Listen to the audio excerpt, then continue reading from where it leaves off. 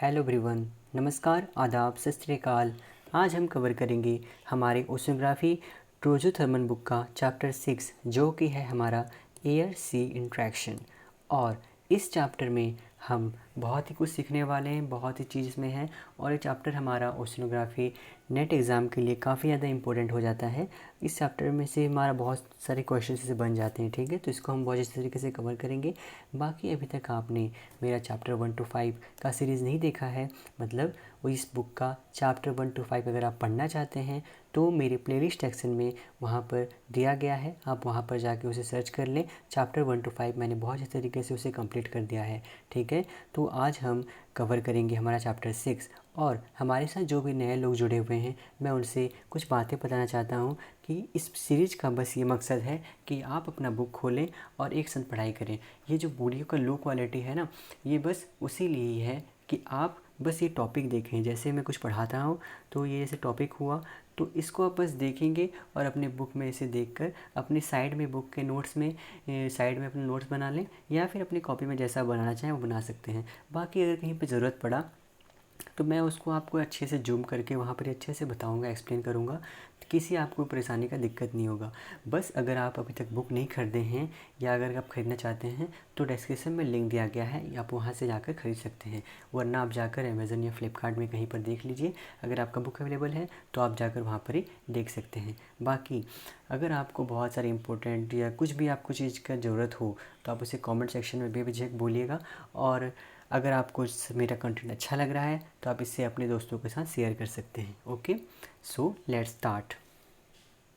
तो हमारा यहाँ पर बोला गया है कि एक बहुत ही रिमार्केबल थिंग्स है हमारे प्लानट के बारे में, और वो ये है कि हमारा एटमॉस्फेयर और ओशन जो है वो हमारा एक ही वन इंटरडिपेंडेंट सिस्टम जैसा काम करते हैं। इसका मतलब ये हुआ कि दोनों एक दूसरे से लिंक हैं। एक में अगर किसी टाइप का चेंजेस पाया जाएगा तो उसके वजह से हमारे दूसरे में भी वही टाइप का चेंजेस पाया जाएगा। जैसे कि हमारे एटमॉस्फेयर में किसी टाइप का चेंजेस होता है तो उसको ही हमारा वहाँ पर ओशन में भी वहाँ पर चेंजेस पाया जाएगा। और फिर यहाँ पर ये बोला है कि हमारा ओशन का जो सरफेस करंट होता है वो किसके वजह से बनता है, हमारा अर्थ का जो एटमॉस्फेयर है उसके विंड बेल्ट्स की वजह से। अब ये जो विंड बेल्ट्स है ना, तो इसके बारे में हम बहुत ही अच्छे तरीके से पढ़ेंगे। वो हमारा आगे यहाँ पर दिया हुआ है तो उसको हम वहाँ पर ही पढ़ेंगे, ठीक है। बाकी अभी यहाँ पर हमारा बोल रहा है कि हमारे जो कुछ एटमॉस्फेरिक जो वेदर फिनोमेना होते हैं वो किसके वजह से होते हैं, हमारा ओशंस की वजह से होते हैं। और इसे अच्छे से समझने के लिए, हमारा एटमॉस्फेयर ओशन का बिहेवियर को समझने के लिए हमें इन दोनों का एक म्यूचुअल इंट्रैक्शन समझना पड़ेगा। और ये एक दूसरे से किस तरीके से इंटरकनेक्टेड है, इनका रिलेशनशिप, इसको अच्छे तरीके से हमें समझना पड़ेगा। तो आइए समझते हैं। तो ऐसा होता है कि सपोज कीजिए ये हमारा अर्थ का सरफेस है, ठीक है, अर्थ का सरफेस है। तो इसमें हमारा सोलर एनर्जी सन है ये वाला, तो इससे हमारा सोलर एनर्जी धूप यहाँ पर पड़ रहा है। तो इसके वजह से क्या होगा, हमारा जो अर्थ का सरफेस है वो गर्म हो जाएगा। अब जब गर्म होगा तो यहाँ पर हमारा एटमॉस्फेरिक विंड्स डेवलप होंगे, ठीक है। हमारा क्या होगा, यहाँ पर एटमॉस्फेरिक विंड्स डेवलप होंगे, जिसकी वजह से क्या होगा, हमारा बहुत सारा जो वो सरफेस करंट है वो हमारा डेवलप होगा। और फिर ओशन में हमारा वेव्स डेवलप होंगे, ठीक है। इसकी वजह से हमारा ये होते हैं। और यहाँ पर बोला है कि हमारा जो सन का जो रेडिएंट एनर्जी होता है, जो ये एनर्जी निकल रहा है, वही हमारा रिस्पॉन्सिबल होता है एटमॉस्फेयर और ओशन का मोशन में, ठीक है। हमारा जो एटमॉस्फेयर ओशन जो मूव कर रहे हैं, ऐसे जो हो रहे हैं उनमें चेंजेस जो आ रहा है, जो भी करंट्स वहाँ पर बन रहा है, या टिक्सी टाइप का वो जो ओशंस वहाँ पर ही डेवलप हो रहे हैं, मतलब वेव्स जो डेवलप हो रहे हैं, तो किसकी वजह से होता है, हमारा जो सन का जो रेडिएंट एनर्जी है उसकी वजह से हमारा होता है। तो यहाँ पर बोला है इनफैक्ट हमारा जो सोलर रेडिएशन का जो वेरिएशन हो रहा है, वेरिएशन मतलब किसी टाइप का कभी बहुत तेज़ होता है, कभी थोड़ा कम होता है, तो ये जो हमारा सोलर रेडिएशन जो है इनका जो वेरिएशन पाया जाता है उसके वजह से हमारा ग्लोबल ओशन एटमॉस्फेयर इंजन जो है वो काम करता है, जिसकी वजह से हमारा वहाँ पर ही प्रेशर बनता है, डेंसिटी डिफरेंसेस पाया जाता है, जो कि हमारा करंट और वेव्स को दोनों एटमॉस्फेयर में वो डेवलप करते हैं, एटमॉस्फेयर और ओशन में हमारा डेवलप करते हैं। फिर हम जैसे कि चैप्टर 5 से रिकॉल कर सकते हैं कि एटमॉस्फेयर ओशन जो है हमारा बहुत ही high heat capacity of water को यूज करते थे टू कॉन्स्टेंटली एक्सचेंजेस एनर्जी, जिसकी वजह से हमारा अर्थ का जो ग्लोबल वेदर पैटर्न है वो हमारा काम करता है। ओके, अभी हम पढ़ेंगे periodic extremes of atmospheric weather. तो इसका क्या मतलब हुआ, हमारे एटमॉस्फेयर में जो भी पीरियोडिक चेंजेस पाए जाएंगे, पीरियोडिक टाइम जो चेंजेस पाए जाते हैं, जैसे कभी हमारा ड्रॉट पड़ जाता है या कभी इतना बारिश हो जाएगा जिसे हम झेल नहीं सकते, तो ये होता किस लिए है, वो हमारा ओशन के कंडीशन में कुछ भी एक पीरियोडिक चेंजेस पाए जाते हैं, उसके वजह से हमारा मेनली होता है। और ऐसा बोला जाता है कि हमारा एक एल नीनो एक ऐसा ओशन इवेंट है, उसके वजह से मेनली हमारा होता है, जिसके वजह से हमारा वर्ल्ड वाइड में बहुत ही कैटास्ट्रॉफिक वेदर इवेंट्स पाए जाते हैं। ठीक है, तो ये एल नीनो हमारा मोस्टली क्या होता है, एल नीनो मतलब होता है हमारा क्राइस्ट चाइल्ड। ठीक है, ये स्पेनिश वर्ड है एक, जिसका मतलब होता है हमारा क्राइस्ट चाइल्ड, या फिर इसे हम लिटिल बॉय भी बोलते हैं। वही हम दूसरी तरफ ला नीना होता है। तो ये एल नीनो और ला नीना के बारे में हम अपने चैप्टर 7 में बुक में इसी बुक का हम चैप्टर 7 में पढ़ेंगे, उससे बहुत ही डिटेल में पढ़ेंगे और बहुत ही अच्छी तरीके से, आपको पर मज़ा आ जाएगा। ठीक है, तो हमारा जो ला नीना है, ला नीना मतलब क्या होता है, लिटिल गर्ल होता है। और इसमें हमारा जो ये एल नीनो है ना, इसमें किस टाइप का फेज पाया जाएगा, हमारा ये मेनली होता है वार्म फेज पाया जाता है। ठीक है, हमारा ओशन वार्म हो जाएगा। ठीक है, वहाँ पर ही बहुत ज़्यादा गर्मी पाया जाएगा। ठीक है, तो ये वार्म फेज वहाँ पर ही पाया जाता है, इसके वजह से हमारा इसे एल नीनो बोलते हैं। अब इसे याद कैसे कीजिएगा, जैसे बॉय बॉय जो है जल्दी गर्म हो जाते हैं, गुस्सा हो जाते हैं। ठीक है, तो आप इसे वहाँ से याद कर सकते हैं। या फिर हमारा एल ला नीना, ला नीना मतलब हमारा लिटिल गर्ल होता है। ठीक है, तो इसमें हमारा लड़कियां जो होती हैं ठंडी होती हैं, दिल के नरम होती हैं, तो उसे हम कोल्ड फेज मेनली बोल सकते हैं। ठीक है, वैसे आपको याद करना है, ट्रिक है बस, आप उसे याद करना चाहें तो कर सकते हैं। बाकी हमारा फिर आगे बढ़ते हैं।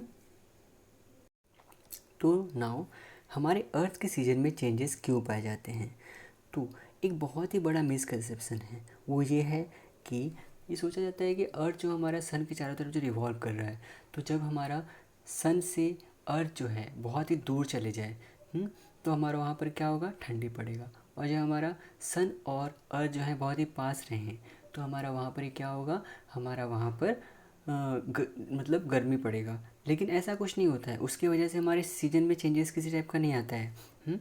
हमारा जो अर्थ का सीजन में जो चेंजेस आता है वो हमारा tilt of the earth axis, हमारा जो अर्थ एक्सिस है ना, वो टिल्ट होने की वजह से हमारा यहाँ पर ही चेंजेस आता है। जैसे कि हम देख सकते हैं, ये हमारा सपोज एग्जांपल कीजिए, डेट कीजिए कि हमारा ये अर्थ है।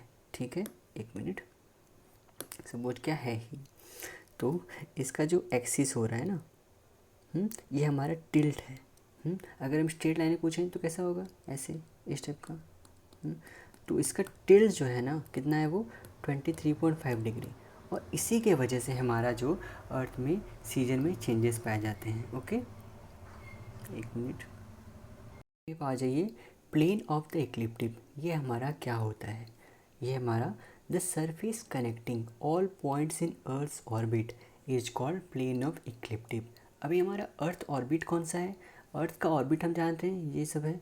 ठीक है, इक्लिप्टिक ऑर्बिट है, इक्लिप्स में। ठीक है, तो इसमें जितने भी हमारा पॉइंट कनेक्ट हो रहे हैं उसे हम क्या बोलेंगे, the surface connecting all points in earth orbit, इसे हम प्लेन ऑफ द इक्लिप्टिक बोलते हैं।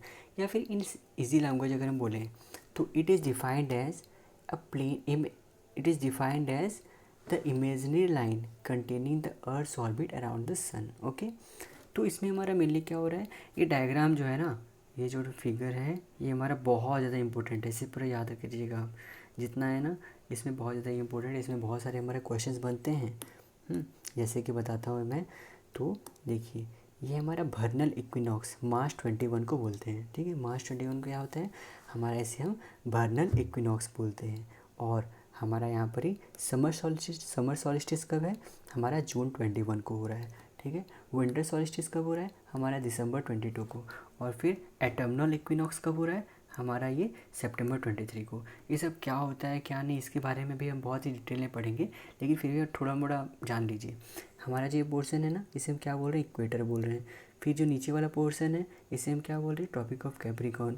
या फिर जो ऊपर वाला पोर्शन है इसे हम क्या बोलते हैं, ट्रॉपिक ऑफ कैंसर। तो इसमें जितना भी टर्म है हम सबको पढ़ लिया अभी, और कुछ इसमें है नहीं। बाकी जब आप बुक खरीदेंगे तो आप इसको एनिमेशन फॉर्म में इसमें स्कैन जब कीजिएगा ना, तो इसमें आपको आ जाएगा एनिमेशन फॉर्म में, आप इसे देख सकते हैं, जो कि बहुत ही अच्छे तरीके से दिया हुआ है। ठीक है, अभी हम आते हैं इस फिगर में, इसमें क्या बोला है हमारा। को फिगर को देखने से पहले आप यहाँ पर देखिए एक बार, हमारे यहाँ पर क्या बोला है कि यहाँ पर समर सॉल्स्टिस पाया जा रहा है कब, हमारा जून 21 को। ओके, तो यहाँ पर हमारा क्या हो रहा है, यहाँ पर जो हमारा सन है, सन का जो यहाँ पर वर्टिकल रे पड़ रहा है, तो यहाँ पर ये क्या हो रहा है, हमारा जो नॉर्दर्न हेमिस्फीयर है वो सन की तरफ टिल्ट किया हुआ है। देखिए जो नॉर्दर्न हेमिस्फीयर में कहाँ पर टिल्ट किया हुआ है, सन की तरफ टिल्ट किया हुआ है। कब, हमारा समर के टाइम पे। तो इसलिए हम क्या बोलते हैं यहाँ पर, northern hemisphere summer. Northern hemisphere कहाँ टिल्ट किया है, कहाँ पर, सन की तरफ, तो यहाँ पर नॉर्दर्न हेमिस्फीयर समर बोला जाएगा। और यहाँ जो साउदर्न हेमिस्फीयर है हमारा, वो हमारा विंटर यहाँ पर ही बोला जाएगा, क्योंकि यहाँ पर ही सन किसी टाइप का पड़ नहीं रहा है। तो इस टाइम हमारा बहुत ज़्यादा ठंडी पड़ेगा इस एरिया में, और बाकी जो ये पोर्शन है हमारा नॉर्दर्न हेमिस्फीयर तरफ, वो हमारा बहुत ज़्यादा गर्मी उस टाइम पड़ेगा। और वही अगर हम बात करें इस फिगर में, तो इस फिगर में हमारा क्या बोला है कि इस फिगर में देख सकते हैं आप, 6 महीने बाद क्या हुआ, हमारा जो साउदर्न हेमिस्फीयर है वो हमारा टिल्ट्स टुवार्ड द सन, वो सन की तरफ टिल्ट कर गया, और हमारा वहाँ पर ही समर एक्सपीरियंस करने लगा। जैसे कि हमारा देख सकते हैं यहाँ पर, हमारा ये क्या है, साउदर्न हेमिस्फीयर जो है वो सन की तरफ टिल्ट कर गया है, और बाकी जो हमारा नॉर्दर्न हेमिस्फीयर है ना, वो कहाँ पर है, हमारा वो अपोजिट साइड, मतलब उधर तरफ टिल्ट कर गया है। तो इसमें हम क्या बोल रहे हैं, नॉर्दर्न हेमिस्फीयर विंटर हो जाएगा, ऑब्वियसली यहाँ सन की तरफ है नहीं, तो ये नॉर्दर्न हेमिस्फीयर विंटर होगा, और साउदर्न हेमिस्फीयर कहाँ है, वो हमारा समर हो जाएगा, साउदर्न हेमिस्फीयर समर, इसलिए हम बोलेंगे। और यहाँ पर आर्टिक सर्किल और एंटार्क्टिक सर्किल भी वर्ड आप देखे रहिएगा। आर्टिक सर्किल कहाँ बोलते हैं, हमारा नॉर्दर्न हेमिस्फीयर जो होता है उसका जो पोल होता है ना, जो फर्स्ट पार्ट होता है, इसको हम आर्टिक सर्किल बोलते हैं। बाकी साउदर्न हेमिस्फीयर का जिधर जो पोल है इसके जो यहाँ पर होता है, इसे हम क्या बोलते हैं, एंटार्क्टिक सर्किल बोलते हैं। ओके, क्लियर है ना।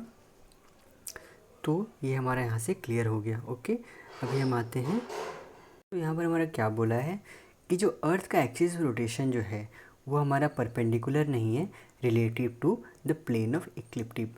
मतलब बोलने का ये है, जैसे कि हमारा प्लेन ऑफ इक्लिप्टिक हुआ, तो इसके रेस्पेक्ट में अगर हम परपेंडिकुलर देखें तो हमारा ये होना चाहिए अर्थ का एक्सिस, लेकिन हमारा अर्थ का एक्सिस जो है वो इस प्रकार है। तो इसमें हमारा जो चेंजेस आ रहे हैं ना, वो 23.5 डिग्री जो हमारा चेंजेस आ रहा है, उसी के वजह से हमारा जो है वो अर्थ में सीजन में जो है वो चेंजेस पाए जाते हैं।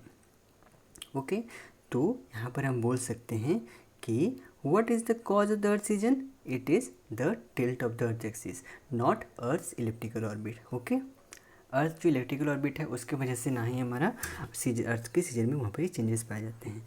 और एक इंटरेस्टिंग कॉन्सिक्वेंस से अर्थ का टिल्ट के बारे में is that through it's yearly cycle, हमारा जो अर्थ एक्सिस है always points in the same direction which is towards Polaris the north star. ठीक है, आप इस पॉइंट को हमेशा याद रखिएगा कि अर्थ का जो एक्सिस है हमारा, ये हमेशा एक ही डायरेक्शन में हमारे पॉइंट आउट करता है, जो कि हमारा क्या है, north star. So the tilt of the earth rotational axis not it's elliptical orbit, जिसकी वजह से हमारा अर्थ में सीजन में चेंजेस पाए जाते हैं। अभी हम प्रोग्रेसिवली इसके बारे में पढ़ते हैं कि हमारा सीजन जो है स्प्रिंग, समर, फॉल, विंटर, कैसे यहाँ पर ही चेंजेस हमारा पाए जा रहे हैं। तो हम जैसे कि पढ़े थे, वर्नल इक्विनॉक्स हमारा कब हो रहा था, हमारा ये हो रहा था मार्च 21 में। तो वर्नल, यहाँ पर इसका मतलब क्या हो गया, वर्नल मतलब हमारा होता है स्प्रिंग होता है। ठीक है, और इक्विनॉक्स, इक्वि मतलब हो गया इक्वल, नॉक्स मतलब यहाँ पर ही नाइट होता है, मतलब स्प्रिंग में जो इक्वल नाइट हमें पाए जा रहे हैं इसे हम बोला जाता है वर्नल इक्विनॉक्स। समझ में आ गया। तो ये हमारा ऑकर कब करता है, हमारा ये मार्च 21 में ऑकर होता है। ठीक है, कब, मार्च 21 में। तो इसमें होता क्या है, हमारा सन जो है वो डायरेक्टली ओवरहेड कहाँ रहता है, अलोंग द इक्वेटर, इक्वेटर के हमारा डायरेक्टली ओवरहेड यहाँ पे रहता है। तो इस टाइम में हमारा क्या होता है, वर्ल्ड हमारा एक्सपीरियंस करता है इक्वल लेंथ ऑफ नाइट और डे। इसीलिए इसका नाम हमारा इक्विनॉक्स रखा गया है। इक्वी मतलब, इक्विनॉक्स मतलब हमारा नाइट हो गया। ठीक है, और हमारा नॉर्दर्न हेमिस्फीयर में यही जो वर्नल इक्विनॉक्स है इसे हम स्प्रिंग इक्विनॉक्स बोलते हैं।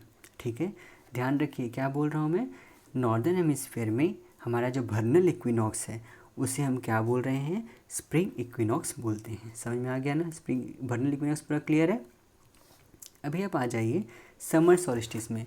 तो क्या होता है समर सॉल्स्टिस के दौरान, पहले हम वर्ड को डिकोड करते हैं।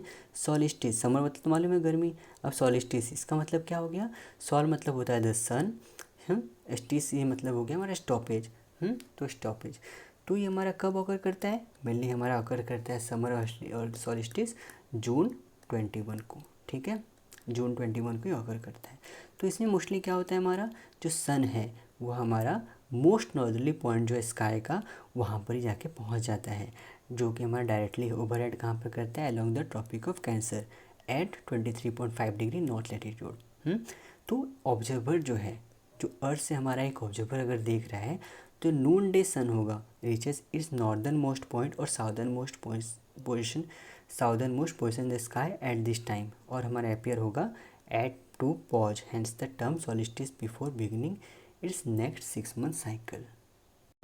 हमारा इससे क्या मतलब समझे हम, कि समर सॉलिस्टिस ये हमारा कब होता है, हमारा लगभग जून 21 को, ऑन एंड अबाउट जून 21 को हमारा होता है।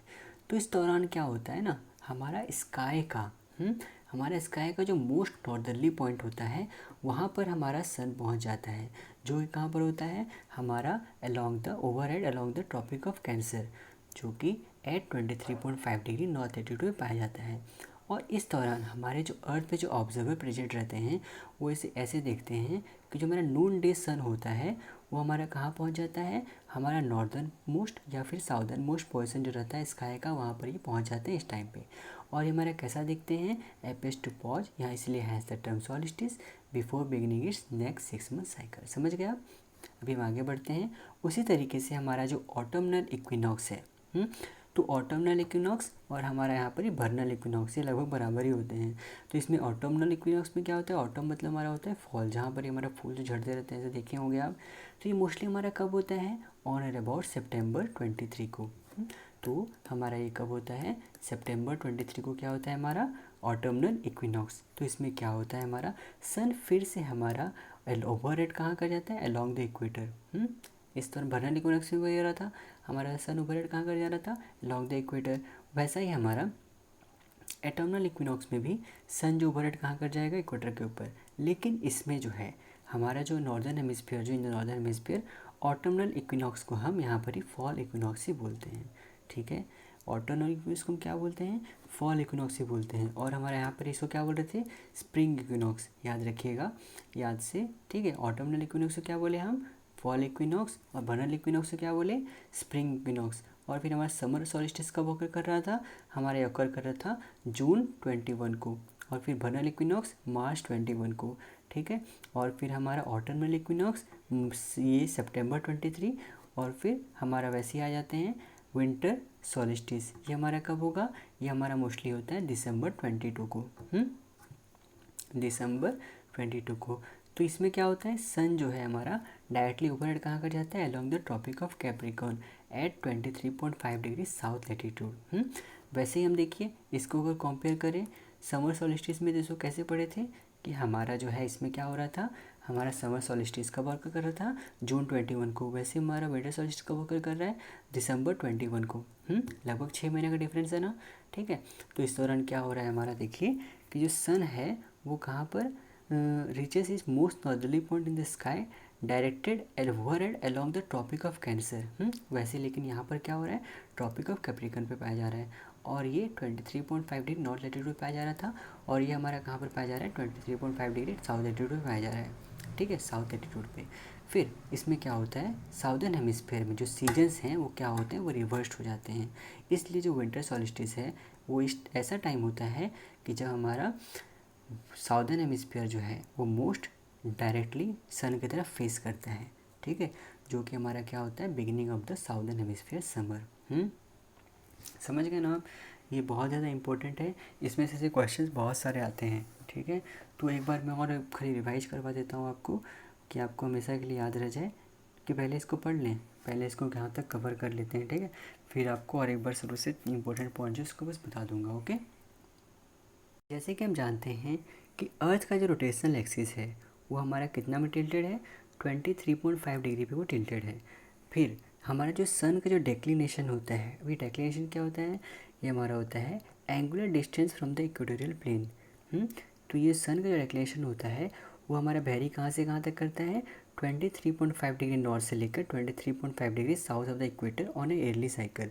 जिसकी वजह से क्या होता है ना, हमारा जो रीजन है ये जो दो लैटिट्यूड से मतलब कॉल द ट्रॉपिक्स वहाँ पर ही tropic of the cancer tropic of the Capricorn यहाँ पर जो बोल रहे हैं, तो ये जो रीज़न है ना, यहाँ पर ही हमारा बहुत ही ज़्यादा अमाउंट का एनुअल रेडिएशन यहाँ पर ही मिलते हैं as compare to polar area. Polar area comparison में यहाँ जो ट्रॉपिकल एरिया है, इस जगह पे हमारा ग्रेटर अमाउंट की एनुअल रेडिएशन हमें मिलते हैं। और वही अगर हम बात करें, जो अगर हम सीजनल चेंजेस हो रहा है, हाँ, किसके वजह से, in the angle of the sun and the length of day, वो हमारा प्रोफाउंडली उसके वजह से हमारा अर्थ के क्लाइमेट में भी हमारा चेंजेस पड़ता है। जैसे कि हमारा नॉर्दर्न हेमिस्फीयर अगर हम बात करें, तो हमारा लॉन्गेस्ट डे जो है वो कब ओकर होता है, हमारा समर सॉलिस्टिस के टाइम पे, और फिर शॉर्टेस्ट डे हमारा कब होता है, हमारा विंटर सॉलिस्टिस के टाइम पे। मतलब हमारा लॉन्गेस्ट डे कब हुआ, समर सॉलिस्टिस, और फिर शॉर्टेस्ट डे कब हुआ, हमारा विंटर सॉलिस्टिस। नाउ हमारा जो अर्थ का जो डेली हीटिंग हो रहा है, उसके वजह से हमारा वो भी हमारा क्लाइमेट को इन्फ्लुएंस कर रहा है बहुत ही सारे जगह में। ये हमारा एक्सेप्शन है, ये पैटर्न का कहाँ पर ओकर होता है, नॉर्थ और the arctic circle. Exceptions to this pattern, ये जो पैटर्न है ना हमारा, कि यहाँ पर ही ज़्यादा अमाउंट का हीट पड़ रहा है, क्या पड़ रहा है, तो ऐसा 2 एक्सेप्शन है हमारा। कहाँ पर occur, north of the arctic circle, जो हमारा कहाँ पर है, 66.5 डिग्री नॉर्थ लैटिट्यूड पे, या फिर हमारा south of the Antarctic circle, जो कि हमारा कहाँ पर है, 66.5 डिग्री साउथ लैटिट्यूड पे। इस जगह पे क्या होता है, time of the year do not experience daily cycle of day light and darkness. यहाँ पर ही फॉर इंस्टेंस इस जगह पे during the northern hemisphere winter, यहाँ पर जो है north of the arctic circle है, यहाँ पर ही किसी टाइप का भी सोलर रेडिएशन हमें नहीं मिलता है, और यहाँ पर ही 6 महीने तक पूरा अंधेरा छाए रहता है। और उसी जगह अगर हम बात करें south of the Antarctic circle का, तो यहाँ पर ही हमारा कंटिन्यूस रेडिएशन पाया जाता है, मतलब रात को भी यहाँ पर ही उजाला ही मिलेगा। तो इसलिए हमारा यहाँ बोला जाता है कि कंटिन्यूस यहाँ पर 6 महीने के लिए हमारा लाइट मिलता है। और हाफ अ ईयर लेटर, 1 साल बाद यहाँ पर ही हमारा नॉर्दर्न हेमिस्फीयर समर यहाँ पर ही पाए जाते हैं, और फिर साउदर्न हेमिस्फीयर विंटर मिलता है, और फिर हमारा सिचुएशन वैसे ही रिवर्स हो जाते हैं। ठीक है, तो अब समझ गए ना इसमें क्या बोल रहा था। अभी हम यहाँ से रिवाइज कर लेते हैं एक बार, ठीक है। तो हमारा किसके वजह से हमारा सोलर रेडिएशन जो ये सोलर रेडिएशन में वेरिएशंस पाए जा रहे थे, ऐसे बहुत सारे फैक्टर्स थे जिसके वजह से हमारा ऐसे चेंजेस पाए जा रहे थे। पहला हमारा day time night time cycle था, और फिर चेंजेस इन सीजन था। और अर्थ के सीजन में चेंजेस किस लिए पाए गए थे हमारा, वो due to the tilt of the earth axis पाए गए थे, ये हमारा हो गया। फिर अभी प्लेन ऑफ द इक्लिप्टिक के बारे में क्या है वो हम यहाँ पर ही पढ़ लिए थे। फिर वर्नल इक्विनॉक्स कब होता है हमारा, मार्च 21 को होता है। समर सॉलिस्टिस कब होता है, जून 21 को होता है। विंटर सॉलिस्टिस कब होता है, दिसंबर 22 को होता है। और वहीं हमारा ऑटमनल इक्विनॉक्स कब होता है, हमारा सितंबर 23 को होता है।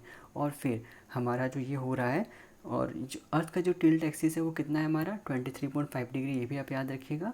और यहाँ पर ही प्लेन ऑफ द इक्लिप्टिक हमारे परपेंडिकुलर जब रहता, ठीक है, तो ऐसे परपेंडिकुलर तो है नहीं, कितना टिल्ट है यहाँ पर 23.5 डिग्री, यहाँ पर हमारा टिल्ट है, ये पढ़ चुके हैं हम।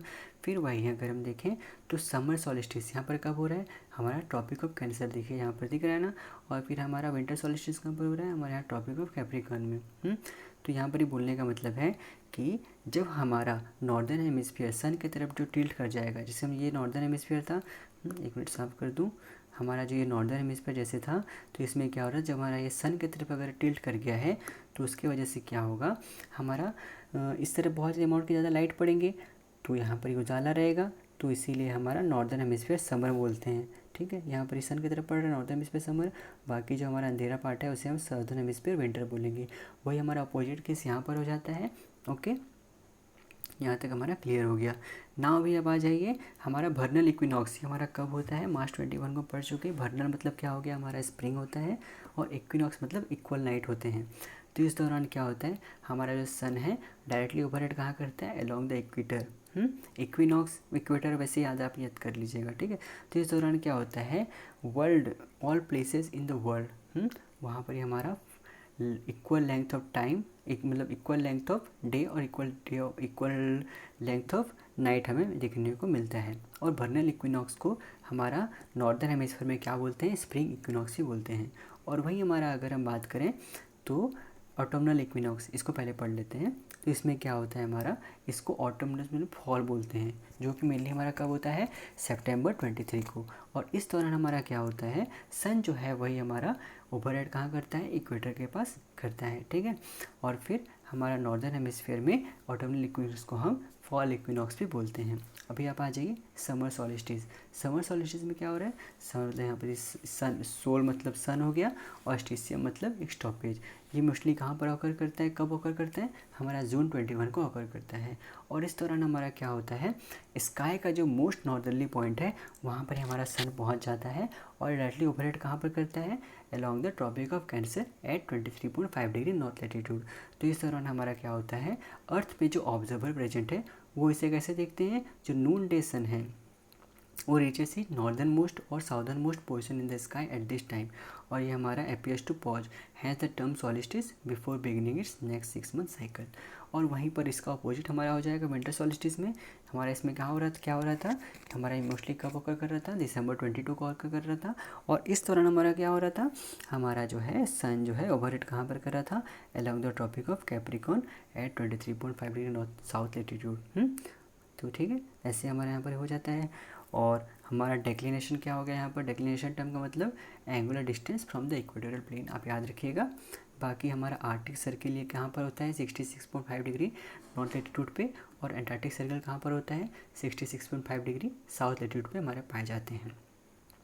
ओके, तो यहाँ पर ये कैसे कितना एंटार्क्टिक सर्किल में हमारा क्या होता है, मिडनाइट सन मतलब हमेशा लाइट पाया जाता है 6 महीने तक। और वहीं अपोजिट अगर हम बात करें आर्टिक सर्किल में, तो 6 महीने तक पूरा अंधेरा पाया जाता है, मतलब ठंडी वहाँ पर ही रहता है। ओके, समझ गए आप, पूरा अच्छे तरीके से क्लियर हो गया होगा, आई होप सो। तो अभी हम पढ़ते हैं how latitude affects the distribution of solar radiation. तो यहाँ पर हमारा क्या बोला है कि किस तरीके से हमारा सोलर रेडिएशन का जो डिस्ट्रीब्यूशन हुआ है वो हमारे लैटिट्यूड को अफेक्ट करता है। तो सपोज करते हैं कि अगर हमारा अर्थ का जो शेप होता, अगर वो फ्लैट प्लेट जैसा होता, तो उस दौरान हमारा क्या होता, उसके फ्लैट साइड पे जब भी हमारा सन का जो रे पड़ता तो उससे क्या होता, हमारा अर्थ में इक्वली हर जगह लाइट्स पड़ती, ठीक है, और हर जगह हमारा उजाला होता, या फिर कभी नहीं पड़ता तो वहाँ पर हर जगह रात रहता। लेकिन ऐसा तो नहीं होता है, क्योंकि हमारा अर्थ का जो शेप है वो ऑब्लेट स्फीरॉइड है, मतलब स्फेरिकल शेप का लगभग है। तो उसके वजह से क्या होता है, जो अमाउंट का इंटेंसिटी और सोलर रेडिएशन का है जो हाई लैटिट्यूड में पाया जाता है वो बहुत ही कम है as compare to lower latitudes, ठीक है। तो ऐसा किस लिए होता है, देखते हैं हम। ये डायग्राम में देखिए बहुत अच्छे तरीके से यहाँ पर दिया हुआ है। पहली बात, ये हमारा इक्वेटर पोर्शन है, ठीक है, और ये है हमारा हमारा पोलर रीजन के पास, ये मतलब ये हमारा हाई लैटिट्यूड हो गया, ये हमारा लोअर लैटिट्यूड हो गया। ओके, तो एक टॉर्च लाइट आप लीजिए, जब आप टॉर्च लाइट एक लेंगे और एक स्फेरिकल बॉडी पे जब आप यहाँ पर ये उसके बीच पोर्शन में मारेंगे तो देखिएगा सबसे यहाँ पर ही कम, यहाँ क्या होगा, उसका जो लाइट का कंसंट्रेशन होगा वो एक जगह आके यहाँ पर ही रह जाएगा। तो और जो है यहाँ से जो लाइट है बहुत ही कम यहाँ पर ही पास हो पाएंगे, बल्कि वही अगर दूसरी जगह आप देखें तो यहाँ से लाइट पास करेंगे तो ये ज़्यादा एंगल में हमारा क्या होगा, लाइट और डिस्ट्रीब्यूशन हो जाएगा, मतलब वहाँ पर ही ज़्यादा अमाउंट में हमारा ज़्यादा एरिया को कवर करेगा, ज़्यादा वहाँ पर ही लाइट रहेगा। ओके, तो यहाँ पर ही वही होता है। तो ये जो है हमारा, ऐसे बहुत सारे फैक्टर हैं जो कि अमाउंट ऑफ रेडिएशन जो है हमारा जो लो और हाई लैटिट्यूड में रिसीव हो रहा है उसको वो अफेक्ट करते हैं। पहला है हमारा सोलर फुटप्रिंट, उसके बारे में आइए हम पढ़ते हैं अभी। जो मैंने आपको यहाँ पर बोला ना इस डायग्राम में, वही चीज़ यहाँ पर सोलर फुटप्रिंट में भी लिखा हुआ है। तो सोलर फुटप्रिंट हमारा क्या बोला है यहाँ पर कि इक्वेटोरियल रीजन में बहुत टाइम तक, मतलब most of the time in the equatorial region हमारा क्या होता है कि जो सन है वो डायरेक्टली ओवरहेड करता है, ठीक है, और सो एट लो लैटिट्यूड हमारा जो सन है, सनलाइट जो है स्ट्राइक करता है हाई एंगल में। जो क्या मतलब हो गया, सोलर रेडिएशन जो है हमारा कंसनट्रेटेड रहता है इन ए रिलेटिवली स्मॉल एरिया। देख रहे हैं यहाँ पर इक्वेटर पोर्शन में यहाँ पर हमारा हो रहा है वही। फिर क्लोजर टू द पोल्स अगर हम बात करें तो सनलाइट जो हमारा स्ट्राइक कर रहा है वो एक लो एंगल में हमारा ये कर रहा है। सो इस हाई लैटिट्यूड क्या होता है, the same amount of radiation जो है वो हमारा स्प्रेड हो जाता है लार्जर एरिया में, हमारा वही डिस्ट्रीब्यूट हो जा रहा है, जो देख रहे हैं आप। और फिर हम बात करते हैं एटमॉस्फेरिक एब्जॉर्प्शन का। तो अर्थ का जो एटमॉस्फेयर है वो हमारा एब्जॉर्ब करता है, कुछ अमाउंट का रेडिएशन वो एब्जॉर्ब कर लेता है, इसलिए बहुत ही कम रेडिएशन जो है अर्थ सरफेस पे हमारा पहुंच पाता है हाई लैटिट्यूड में। हाई लैटिट्यूड में हमारा बहुत ही कम रेडिएशन जो है वहाँ पर पहुँच पाता है कंपेयर टू लो लैटिट्यूड्स, क्योंकि सनलाइट जो है उसे पास होना पड़ता है थ्रू एटमॉस्फेयर। मतलब बहुत अमाउंट का एटमॉस्फेयर जो हमारा यहाँ पर है ना, वहाँ पर ही बहुत अमाउंट का एटमॉस्फेयर से उसको पास होकर वहाँ पर जाना पड़ता है as compare to low latitude. ठीक है, इसलिए एटमॉस्फेरिक एब्जॉर्प्शन हमारा कहाँ पर बेटर होता है, मतलब सबसे ज़्यादा कहाँ रहता है, हमारा हाई लैटिट्यूड पे रहता है। समझ गए ना। और एक बताता हूँ, सुनिए अच्छे से। एटमॉस्फेरिक एब्जॉर्प्शन, तो इसका क्या मतलब हुआ कि अर्थ का जो एटमॉस्फेयर है वो हमारा कुछ अमाउंट का जो रेडिएशन है, अर्थ सोलर रेडिएशन जो है उसको एब्जॉर्ब कर लेता है, इसलिए लेस अमाउंट का रेडिएशन हमारा अर्थ सरफेस के हाई लैटिट्यूड में पहुंच पाते हैं as compare to low latitude, क्योंकि यहाँ जो सनलाइट है हमारा पास हो रहा है, इससे पास होना पड़ता है हाई लैटिट्यूड में बहुत ही अमाउंट का एटमॉस्फेयर से, मतलब यहाँ पर ही ग्रेटर अमाउंट ऑफ एटमॉस्फेयर हमें मिलता है। ना अभी हम आ जाते हैं एल्बिडो के ऊपर। तो एल्बिडो, इसका वर्ड का जो मतलब है वो हमारा वाइट होता है।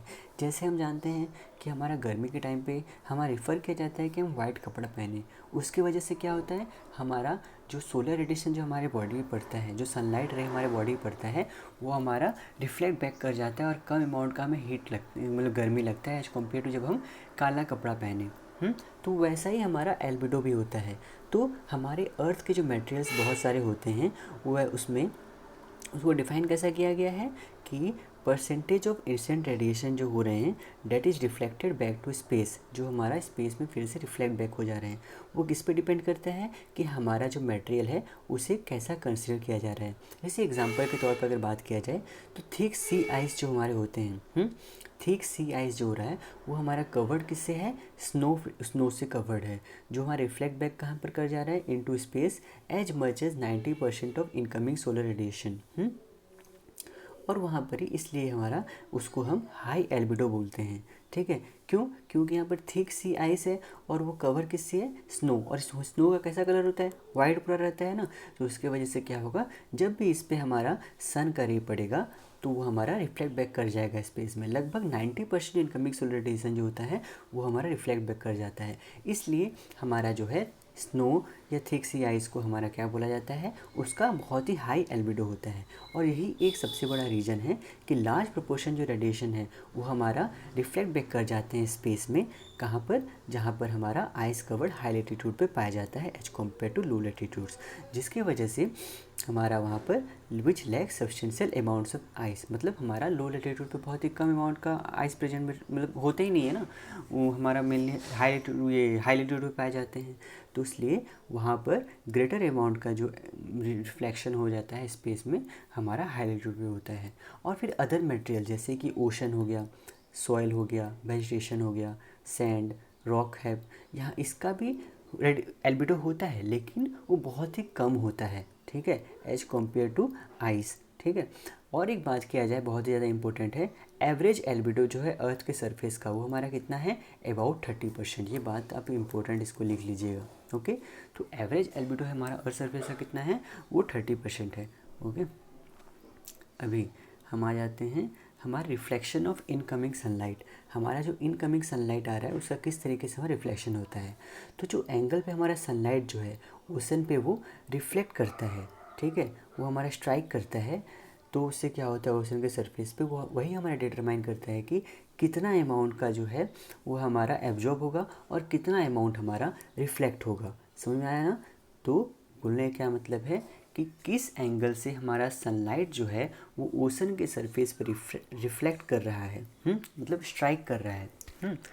हाँ, तो उसके वजह वही हमें डिटरमाइन करेगा कि कितना अमाउंट का हमारा सोलर रेडिएशन जो है, सनलाइट जो है वो एब्जॉर्ब होगा या फिर हमारा रिफ्लेक्ट होगा। अगर हमारा सन जो है साइंस कहाँ पर करता है, down on a smooth sea from directly overhead, तो उस दौरान क्या होगा, हमारा सिर्फ 2% जो रेडिएशन वो हमें रिफ्लेक्ट होगा। लेकिन वही अगर हमारा सन जो है 5 डिग्री अबव द हॉरिजन वहाँ पर ही ये होता है, तो उस दौरान क्या होगा, 40% जो है रिफ्लेक्ट बैक हो जाएगा हमारा सोलर रेडिएशन एटमॉस्फेयर में। इसलिए thus the ocean reflects more radiation at higher latitudes than at lower latitudes. ये ध्यान में रखिएगा आप। अभी आ जाइए। Because of all this reasons the intensity of radiation at high latitude is greatly decreased compared with the intensity of radiation received in equatorial region। समझ में आ गया ना। तो यहाँ पर क्या बोला है, हमारा टेबल 6.1 हमारा इंपॉर्टेंट है। इसे आप देखिएगा कि 90 डिग्री पे हमारा क्या हुआ। पहली बात देख लेते हैं किस चीज़ का दिया हुआ है, रिफ्लेक्शन और एब्जॉर्प्शन हमारा सोलर एनर्जी का relative to the angle of incidence on a flat area. तो अगर हमारा 90 डिग्री ये रहता है तो उस दौरान क्या होगा, हमारा रिफ्लेक्टेड रेडिएशन जो है वो कितना होगा, 2 रहेगा, 2%। और वही एब्जॉर्ब कितना होगा, 98%। अगर हम बात करें हमारा 60 डिग्री पे रहता है तो रिफ्लेक्टेड रेडिएशन कितना होगा, 3 और एब्जॉर्ब रेडिएशन 97%। वैसा ही यहाँ पर सब कुछ दिया हुआ है, इसे आप अच्छे से देख सकते हैं। और भी ऐसे बहुत सारे फैक्टर्स हैं जो कि हमारा अमाउंट ऑफ सोलर एनर्जी कितना वहाँ पर पहुँच रहा है, क्या हो रहा है, उस पर डिपेंड करते हैं। जैसे एग्जांपल के तौर पे कितना अमाउंट का रेडिएशन जो है हमारा एक पार्टिकुलर लोकेशन, अर्थ के एक पार्टिकुलर लोकेशन पे हमारा वहाँ पर ही रिसीव हो रहा है, वही हमारा डेली बेसिस वेरी करता है, क्योंकि अर्थ जो है हमारा अपने एक्सिस पे रोटेट करते रहता है। तो so the surface experiences daylight and darkness each day. In addition the amount of radiation vary annually due to earth season as discussed in the previous section. तो मतलब अच्छे से तरीके से समझ गए ना। तो इसमें क्या बोलना चाह रहे हैं कि हमारा जो अमाउंट ऑफ रेडिएशन जो रिसीव हो रहा है एक पार्टिकुलर लोकेशन पे अर्थ के सरफेस पे, वो हमारा डेली बेसिस वेरी करता है। क्यों? क्योंकि हमारा जो अर्थ है वो रोटेट करता है अपनी एक्सिस पे, इसीलिए जो सरफेस है हमारा एक्सपीरियंस कर रहा है डे लाइट और डार्कनेस हर दिन। तो और इन एडिशन हमारा जो अमाउंट ऑफ रेडिएशन जो है वो भी हमारा एनुअली वेरी करता है, क्योंकि बिकॉज ऑफ अर्थ सीजन। ठीक है, जो कि किस लिए हो रहा है, अर्थ का सीजन में चेंजेस क्यों आता है, हमारा due to the tilt of the earth axis. इसको भी याद रखिएगा। और इसमें इसे आप समझेंगे नहीं, यहाँ पर ही क्या बोला था, रिफ्लेक्टेड रेडिएशन बोला है। जब हमारा 90 डिग्री पे अगर हमारे कोई एंगल पे पड़ेगा, जैसे कि ये हमारा 90 डिग्री हो गया, ठीक है, ये 90 डिग्री हुआ ना। तो इस पे जब हमारा कुछ पड़ेगा ना, तो इस दौरान क्या होता है, हमारा रिफ्लेक्टर जो परसेंटेज रहेगा, रिफ्लेक्टेड रेडिएशन परसेंट रहेगा, वो सिर्फ 2% हो पाएगा, क्योंकि ज़्यादा रिफ्लेक्ट नहीं कर पाएगा, सीधा जा रहा है और सीधा रिटर्न बैक होगा। अगर होगा भी तो, लेकिन यहाँ पर ही मोस्टली एब्जॉर्ब हो जाता है इस दौरान। ठीक है, तो हमारे यहाँ पर एब्जॉर्ब रेडिएशन कितना हो जाएगा, 98% हो जाता है। अगर हम बात करें हमारा 5 डिग्री पे, 5 डिग्री मतलब हमारा क्या हो गया, हाई लैटिट्यूड पे, तो उस दौरान क्या होगा, हमारा यहाँ पर रिफ्लेक्टेड रेडिएशन जो होता है वो 40% हो जाता है, जबकि हमारा एब्जॉर्ब रेडिएशन जो होता है 60%। मतलब कम अमाउंट का रेडिएशन एज कम्पेयर टू ये लो लैटिट्यूड यहाँ पर ही हमारा इसमें हो रहा है। ठीक है, तो इसलिए यहाँ पर हमारा ठंडी पाया जाता है और यहाँ पर ही गर्मी पाया जाता है मोस्टली। अब वो तो डेली बेसिस वेरी कर रहा है हमारा ना, वो तो अलग मैटर है वो। नाउ ओशियनिक हीट फ्लो, इसमें क्या बोल रहा है हमारा कि क्लोज टू द पोल्स के आसपास हमारा जो इनकमिंग सोलर रेडिएशन है वो हमारा स्ट्राइक कहाँ कर रहा है, एट सरफेस, अर्थ सरफेस पे स्ट्राइक कर रहा है एट लो एंगल्स, जैसे कि हम यहाँ पर देख सकते हैं कर रहा है ना। ये फिगर आप देखते रहिएगा।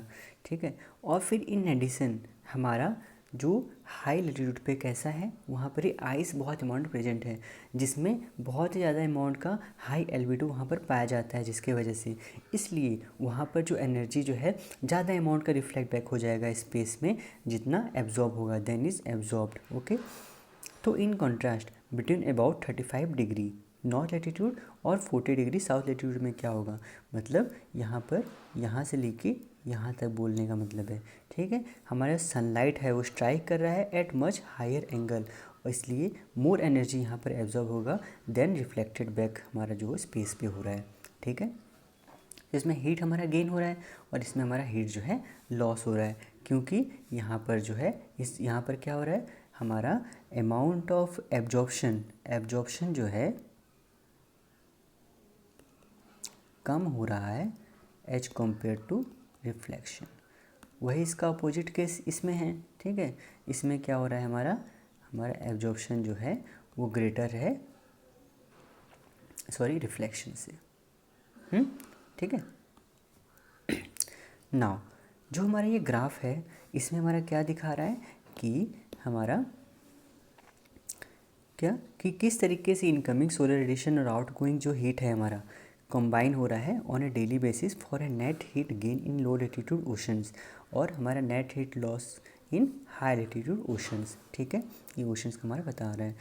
तो हम इस फिगर पे बेस पे हम ये बता सकते हैं, ये एक्सपेक्ट कर सकते हैं कि ओवर टाइम जैसे जैसे टाइम गुजरता है हमारा इक्वेटोरियल जोन जो है वो प्रोग्रेसिवली वार्मर होता जा रहा है और हमारा पोलर रीजन जो है वो प्रोग्रेसिवली कूल होता जा रहा है। तो जो पोलर रीजन है उसे हमारा कंसिडर हमेशा किया जाता है colder than the equatorial zone, but the temperature difference remains the same because excess heat is transferred from the equatorial zone to the poles. तो ये कैसे अकम्प्लिश होता है? Circulation in both the oceans and atmosphere हमारा transfer करता है heat को। ठीक है, ओशन और एटमॉस्फेयर जैसे यहाँ पर तो नहीं हो पा रहा है ना, टेम्परेचर डिफरेंस उतना नहीं, मतलब बहुत ज़्यादा अमाउंट का पाया जा रहा है, तो फिर भी यहाँ पर ही जो बोल रहा है यहाँ पर ही रिमेन्स द सेम क्यों रहता है, temperature difference remains the same ऐसा क्यों रहता है? क्योंकि circulation in both the ocean और स्फीयर जो होता है एटमॉस्फेयर ट्रांसफर्स द हीट, हमारे ये ट्रांसफ़र करते हैं। ओके, अभी आप क्लियर होंगे। पहले आप इस डायग्राम को और एक बार देख लीजिए, इस डायग्राम को और एक बार समझाता हूँ मैं आपको अच्छे से।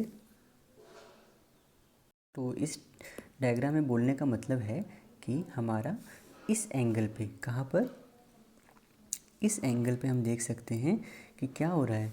इस एंगल 35 डिग्री नॉर्थ से लेके 40 डिग्री साउथ लेटीट्यूड में हमारा इस दौरान क्या हो रहा है कि ज़्यादा अमाउंट का यहाँ पर हीट जो है एब्जॉर्ब हो रहा है। क्यों? क्योंकि यहाँ पर डायरेक्टली हमारा यहाँ पर लाइट रेज पड़ रहे हैं और यहाँ पर अमाउंट ऑफ एब्जॉर्प्शन जो है वो ज़्यादा है एज कम्पेयर टू रिफ्लेक्शन। वही अगर हम बात करें इस जगह पे, तो यहाँ पर हमारा कम एंगल पे, लो एंगल पे यहाँ पर ही हमारा पड़ रहा है, तो जिसकी वजह से ज़्यादा अमाउंट में हमारा हीट तो स्प्रेड हो जाता है। उसी के और हम देखें तो यहाँ पर ही हमारा आइस प्रेजेंट है, तो हमारा वहाँ पर क्या होता है, आइस का हाई एल्बिडो, एल्बिडो मतलब क्या होता है, रिफ्लेक्ट बैक, हमारा किसी भी चीज़ को रिफ्लेक्ट बैक करने का प्रॉपर्टीज़ को हम एल्बिडो बोलते हैं।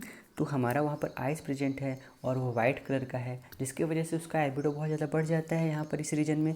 तो क्या होगा, हमारा ज़्यादा अमाउंट का एनर्जी जो है रिफ्लेक्ट बैक हो जाएगा स्पेस में एज कम्पेयर टू एब्जॉर्प्शन। तो इसलिए यहाँ पर amount of absorption is very less than amount of reflection.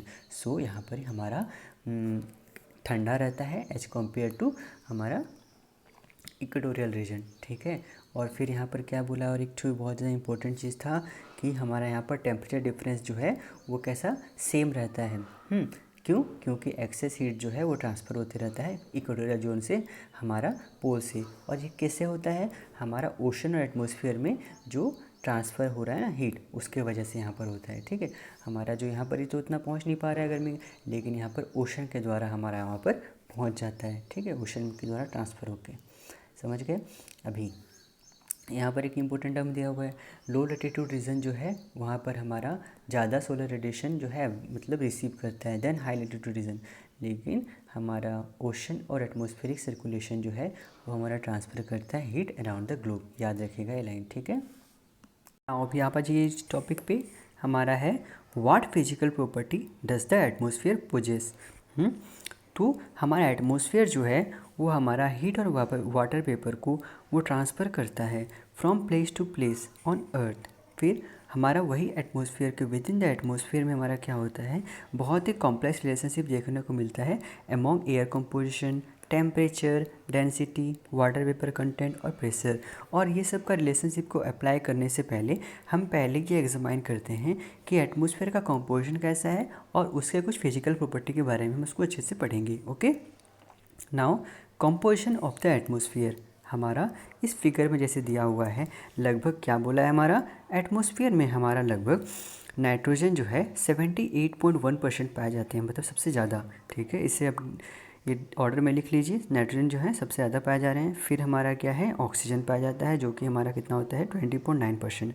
और ये देखिए हमारा मिलकर कितना हो गया 78 और ये 20.9 मिलकर ऑलमोस्ट हमारा कितना हो जा रहा है 99% हमारा लगभग यही हो जाते हैं। ठीक है, और बाकी का जो 1% बचा उसमें से हमारा 0.9% आर्गन का होता है। ओके, 0.9% हमारा क्या हो गया, आर्गन का। फिर उसमें कार्बन डाइऑक्साइड जो है, फिर उसमें हमारा क्या होता है, कार्बन डाइऑक्साइड का हमारा 0.04%, और फिर बाकी जो बचा उसका हमारा होता है ऑल अदर ट्रेसेस एलिमेंट का हमारा हो जाते हैं, ठीक है। तो सबसे ज़्यादा हमारा क्या पाया गया, नाइट्रोजन पाया गया जो कि हमारा है 78.1%, ऑक्सीजन जो है 20.9%, जो कि हमारा मिला के दोनों हो जाता है 99%। और वहीं अगर हम बात करें आर्गन का तो हो जाता है हमारा 0.9%। और फिर कार्बन डाइऑक्साइड 0.04%, ठीक है। नाउ तो ये सब हमारा हो गया। ये सब जितने भी गैस हैं हमारे, ये सब जो हैं जैसे आर्गन हो गया, कार्बन डाइऑक्साइड हो गया, ये सब बहुत ही स्मॉल अमाउंट में प्रेजेंट हैं, लेकिन इनका जो इफ़ेक्ट है ना वो हमारा एटमॉस्फेयर को हीट करने में बहुत ज़्यादा मतलब भास्ट है। तो इसकी वजह से भी छोटा छोटा ये अमाउंट से बहुत ज़्यादा इफेक्ट में पड़ता है। अभी हम देखते हैं temperature variation in the atmosphere. अभी आप आ जाइए इस टॉपिक में, temperature variation in the atmosphere. Atmosphere में किस तरीके से हमारा टेम्परेचर वेरिएशन पाया जाता है। एक लॉजिक हमारा एक सोचें अगर, तो सपोज कीजिए ये हमारा अर्थ का सरफेस है, ठीक है। तो इसके ऊपर हम जितना जाएंगे हमें ऐसा लगता है कि यहाँ पर सूरज है हमारा, जितना ऊपर जा रहे हैं हम सूरज के पास जा रहे हैं, तो उससे क्या होगा, हमारा जितना ऊपर हम जाएंगे उतना ही गर्मी ऊपर बढ़ते जाएगा। लेकिन ऐसा नहीं होता है। हमारा जो एटमॉस्फेयर है ना वो हीट कहाँ से होता है, वो बिलो मतलब अर्थ का सरफेस से हीट होना स्टार्ट होता है, और फिर जब हमारा यही जो रिफ्लेक्ट बैक करता है उसी से हमारे जाके बाद में एटमॉस्फेयर हीट होता है। तो ऐसा इसलिए होता है कि सन का एनर्जी जो है वो हमारा पास कहाँ होता है, अर्थ के एटमॉस्फेयर में। अर्थ का बहुत सारा लेयर ऑफ एटमॉस्फेयर है, ठीक है। तो उसमें हमारा सन का एनर्जी जो है पास होगा, फिर वो धीरे धीरे करके इधर आता है, फिर जब वो अर्थ के सरफेस पे पहुंच जाएगा तो हमारा वो लैंड और वाटर दोनों को गर्म कर देगा। लैंड और वाटर दोनों को गर्म कर देगा, जिसकी वजह से क्या होगा, फिर हमारा लैंड और वाटर जो है री रेडिएट करेगा एनर्जी, मतलब रिफ्लेक्ट बैक करेगा energy back into the atmosphere in the form of heat के फॉर्म में। और यही जो प्रोसेस है हमारा, this mechanism underlying the green house effect, और इसके बारे में हम चैप्टर 16 जो है हमारा the ocean and the climate change इसमें पढ़ेंगे। तो ये चैप्टर में हमारा बहुत ज़्यादा इंपॉर्टेंट हो जाता है। देख रहे हैं कितना सारा इसमें चीज़ दिया हुआ है। तो अभी आप आ जाइए सिंपल इस फिगर में। तो इस फिगर में हमारा क्या बोला है कि हमारा temperature profile of the atmosphere इसमें दिखाया गया है। तो जो लोअर मोस्ट पोर्शन है एटमॉस्फेयर का वो क्या है, हमारा क्या बोला है, वो है हमारा ट्रोपोस्फियर है, जो कि हमारा कहाँ से लेके कहाँ तक एक्सटेंड किया है, 0 से लेके 12 किलोमीटर तक लगभग हमारा ये एक्सटेंड किया है, ठीक है। तो ट्रोपोस्फियर को अगर हम स्प्लिट करें तो ट्रोपो मतलब होता है टर्न और स्फीयर मतलब होता है बॉल, और इसमें जो है हर टाइप का वेदर जो है प्रोड्यूस होता है। तो ऐसा भी क्वेश्चन पूछा जा सकता है आपसे कि ट्रोपोस्फियर में मतलब ऐसा कौन सा एटमॉस्फेयर है, लेयर है जिसमें हमारा हर टाइप का वेदर जो है प्रोड्यूस होता है, हर टाइप का वेदर वहाँ पर ही मिलता है, तो वो होगा हमारा ट्रोपोस्फियर। फिर ट्रोपोस्फियर के बाद हमारा क्या आ जाएगा, ट्रोपोपॉज आ जाता है, ठीक है। तो और एक बात कि ट्रोपोस्फियर जो है उसका नाम उसे कहाँ से मिला, get it name because of the abundance of mixing that occurs within this layer of the atmosphere mostly as a result of being heated from below. फिर विद इन द एटमोसफियर हमारा क्या होता है कि temperature हमारा ठंडा हो जाता है विद एल्टीट्यूड। हमारा क्या होता है, टेम्परेचर ठंडा होता है, जैसे जैसे हम ऊपर जाएंगे ना हमारा टेम्परेचर जो ठंडा होता जाएगा। Okay, to the point that at high altitude the air temperature is well below freezing. If you ever flown into a jet airplane, अगर आप कभी जेट एयरप्लेन पे बैठे हो तो आप देखोगे कि हमारा जो any water on the wings और inside your window freezes during a high altitude flight, कि जब भी आप हाई एल्टीट्यूड मतलब फ्लाइट में ऊंचा उड़ते हो तो क्या होता है, आपका जो विंडो जो है वो फ्रीज हो जाता है, या फिर जो पंख होता है, विंग जो होता है एयरप्लेन का, वो भी हमारा अगर उसमें पानी ही लगा है तो वो क्या होगा, वहाँ पर ही बर्फ़ बन जाता है। तो मेनली बोलने का ये मतलब है कि हमारा टेम्परेचर जो है मतलब विथ ऑल्टीट्यूड हमारा बढ़ता है, कहाँ पर, इन ट्रोपोस्फियर। फिर आगे में हमारा ट्रोपोपॉज आ जाएगा जिसमें हमारा फिर वहाँ पर स्ट्रेटोस्फियर, ऐसे बहुत सारा चीज़ें जिसके बारे में पढ़ेंगे। तो स्ट्रेटोस्फियर क्या होता है, हमारा एटमॉस्फेरिक टेम्परेचर जो होता है वो हमारा generally increases with increasing altitude, ठीक है। In the stratosphere atmospheric temperature generally increases with increase altitude. फिर ओजोन लेयर हमारा यहाँ पर आ जाएगा, ओजोन लेयर आता है, फिर अपर एटमॉस्फेयर हो जाता है। इसके बारे में बहुत अभी पढ़ेंगे, डिटेल में नीचे पढ़ेंगे, ठीक है। तो फिलहाल बस ये देखिए कि टेम्परेचर वेरिएशन किस वजह से हो रहा है, कैसे हो रहा है। फिर जो हाई एल्टीट्यूड में जो ओजोन लेयर हमारा प्रेजेंट है वही हमारा प्रोटेक्ट कर रहा है किससे, सन का जो हार्मफुल रेडिएशन आता है उससे हमारा वही प्रोटेक्ट करता है, क्या, ओजोन लेयर, जो कहाँ पर प्रेजेंट है, स्ट्रेटोस्फियर में हम बोलते हैं, ठीक है। तो इसको भी ध्यान रखिएगा। तो इसमें बस इतना दिया हुआ है। अभी हम आगे बढ़ते हैं। Density variation in the atmosphere. हमें ऐसा सरप्राइजिंग सोच के लग सकता है कि एयर का भी डेंसिटी होता है। क्या एयर का भी कोई डेंसिटी हो सकता है? डेंसिटी क्या होता है पहले हमारा? Density equal to mass per unit volume, ठीक है। तो हमारा लेकिन एयर जो है वो किस चीज़ से बना हुआ है? कंपोज्ड ऑफ मॉलिक्यूल से बना हुआ है। तो उसको ऑब्वियसली उसका डेंसिटी तो होगा। तो टेम्परेचर जो होता है ना हमारा, उसका एक बहुत ही ड्रामेटिक इफेक्ट होता है एयर के डेंसिटी के ऊपर, ठीक है। तो हायर टेम्परेचर, जितना ज़्यादा टेम्परेचर हमारा होगा तो एयर मॉलिक्यूल जो है वो उतना ही क्विकली मूव कर पाएंगे, ठीक है। उनके पास ज़्यादा स्पेस होगा, ज़्यादा स्पेस होगा, जिसकी वजह से क्या होगा, हमारा डेंसिटी जो है डिक्रीज हो जाएगा। तो अभी हम देखेंगे डेंसिटी और टेम्परेचर का कुछ जनरल रिलेशनशिप। तो जैसे ही हमारा वार्म एयर पाया जाएगा, गर्म हवा जो होगा वार्म एयर, उसके वजह से क्या होगा, लेस टेंस होता है। वार्म एयर जो है हमारा क्या होगा, लेस टेंस होगा।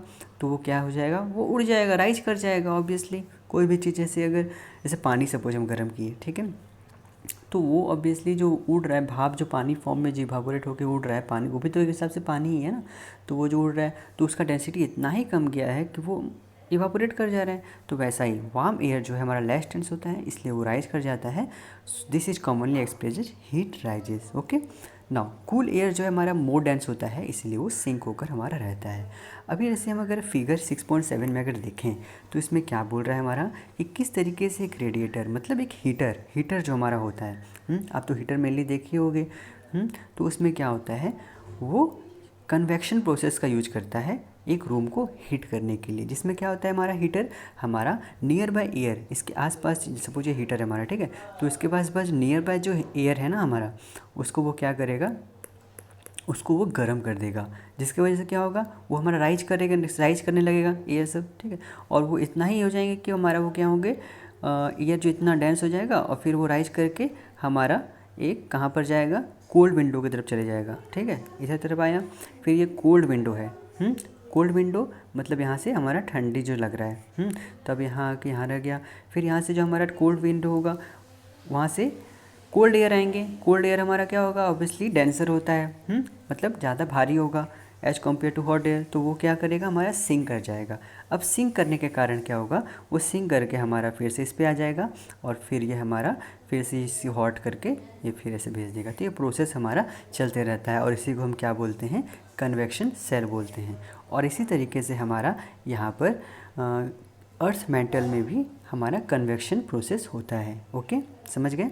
Now atmospheric water vapour content. इस टॉपिक में हमारा क्या बोला है, एटमॉस्फेरिक वाटर वेपर कंटेंट। हमारे एटमॉस्फेयर में कितना अमाउंट का वाटर वेपर प्रेजेंट रहता है। तो जो वाटर वेपर हमारे एयर में प्रेजेंट रहता है वो किस पे डिपेंड करेगा, हमारा वो एयर टेम्परेचर पे डिपेंड रहता है। मतलब वहाँ का एयर टेम्परेचर कैसा है उस पर हमें डिपेंड करेगा कि हमारा एयर में कितना अमाउंट का वाटर वेपर जो है वो प्रेजेंट रहेगा। जैसे अगर हमारा वार्म एयर अगर प्रेजेंट है तो वार्म एयर का क्या होगा, वार्म एयर का हमारा ये कैपेसिटी होता है कि वो ज़्यादा अमाउंट का वाटर वेपर जो है उसको होल्ड करके रख सकता है एज कम्पेयर टू हमारा cold air.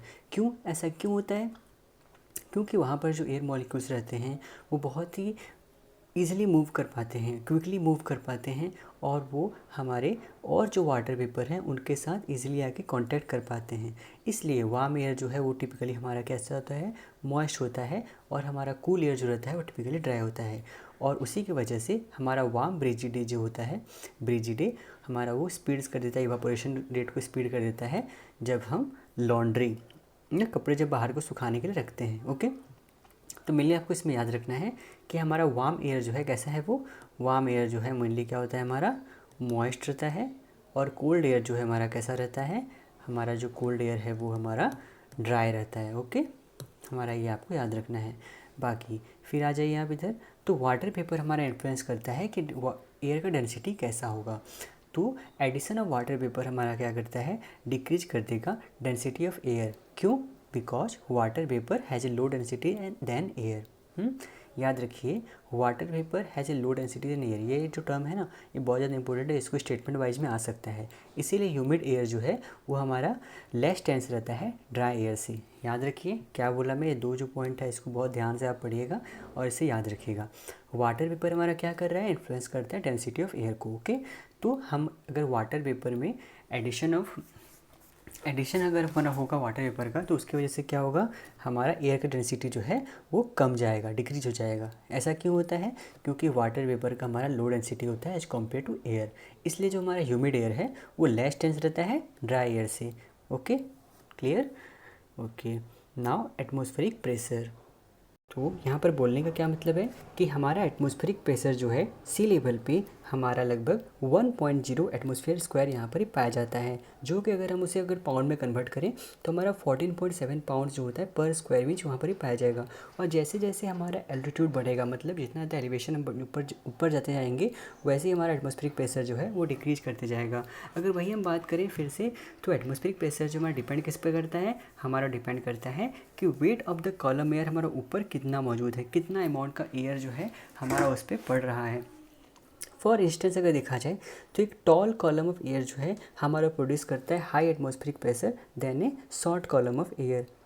Tall column of air मतलब यहाँ पर क्या हो रहा है, मतलब कितना ज़्यादा यहाँ पर ही मतलब अमाउंट का एयर प्रेजेंट है वो हमारा ज़्यादा एटमॉस्फेरिक प्रेशर वहाँ पर लगाएगा, ठीक है। Then a short column of air. अगर वही हम बात करें वाटर प्रेशर जो है स्विमिंग पूल में, स्विमिंग पूल का जो कितना वाटर प्रेशर वहाँ प्रेजेंट रहता है, तो जितना टॉल रहेगा हमारा वाटर एबव, मतलब वाटर जो स्विमिंग पूल में प्रेजेंट है उसका जितना ज़्यादा अमाउंट में वो प्रेजेंट रहेगा उतना ही ज़्यादा क्या होगा हमारा वहाँ पर वाटर प्रेशर उसमें लगेगा।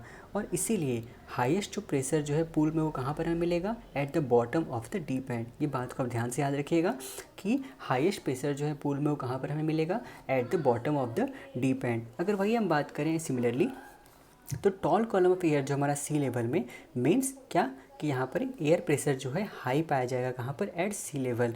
और हमें डिक्रीज कैसे करेगा, जैसे जैसे हम एलिवेशन में मतलब हाइट में ऊपर जाएंगे। वैसा ही अगर मैं देखा जाए तो जब हम एक sealed bag of potato chips जो होता है अगर उसे एक पहाड़ के ऊपर ले जाएँ, पहाड़ के ऊपर मतलब बहुत ज़्यादा हाइट में ले जाएँ, अप्रॉक्स लगभग 9000 फीट 12,000 फीट इस टाइप का अगर फीट में अगर ले जाए ना, तो क्या होता है वो हमारा अचानक से वो फूल जाएगा ड्यू टू एटमॉस्फेरिक प्रेशर, और वहाँ पर ही वो बर्स्ट हो जाता है, मतलब वहाँ फट जाता है सील बैग ऑफ पोटैटो जो होता है हमारा। तो ऐसा आप बहुत जगह एक्सपीरियंस भी किए होंगे, जैसे एक्सपीरियंस किए होंगे आप कहाँ पर, जब आप लैंडिंग जो एरोप्लेन में कभी चढ़े होंगे तो उसमें जो लैंडिंग के दौरान हमारा वो होता है आई में पॉप पॉप पॉप पॉप करता है, वो एयर प्रेशर की वजह से होता है। और while driving on steep mountain roads हो गया, ठीक है। तो ये सब की वजह से हमारा वहाँ पर ही ऐसे ऐसे चेंजेस हमें देखने को मिलता है। फिर अगर हम बात करें एटमॉस्फेरिक प्रेशर में जो हमारा चेंजेस देखने को मिल रहा है उसके वजह से क्या होता है, एयर मूवमेंट जो है वो हमारा वहाँ पर ही होता है as result of changes in the molecular density of the air, ठीक है। एक जनरल रिलेशनशिप हमारा आ जाता है जो कि हमारा फिगर 6.8 में दिया गया है, जो कि हमारा क्या इंडिकेट कर रहा है, ये फिगर में देखिए, जो कि हमारा क्या इंडिकेट कर रहा है कि एक column of cool dense air causes high pressure at the surface, earth surface, which leads to sinking air and molecules close together, ठीक है। तो मतलब इसका बोलने का है कि एक कूल एयर कैसा रहेगा, ऑब्वियसली डेंस रहेगा, तो उसकी वजह से क्या होगा, अर्थ के सरफेस पे हमारा हाई प्रेशर पड़ेगा, मतलब ज़्यादा प्रेशर पड़ेगा, जिसकी वजह से क्या होगा, which leads to sinking air, हमारा सिंकिंग एयर मॉलिक्यूल जो होंगे वो एक दूसरे के पास पास आ जाएंगे, ठीक है। ये हो गया हमारा।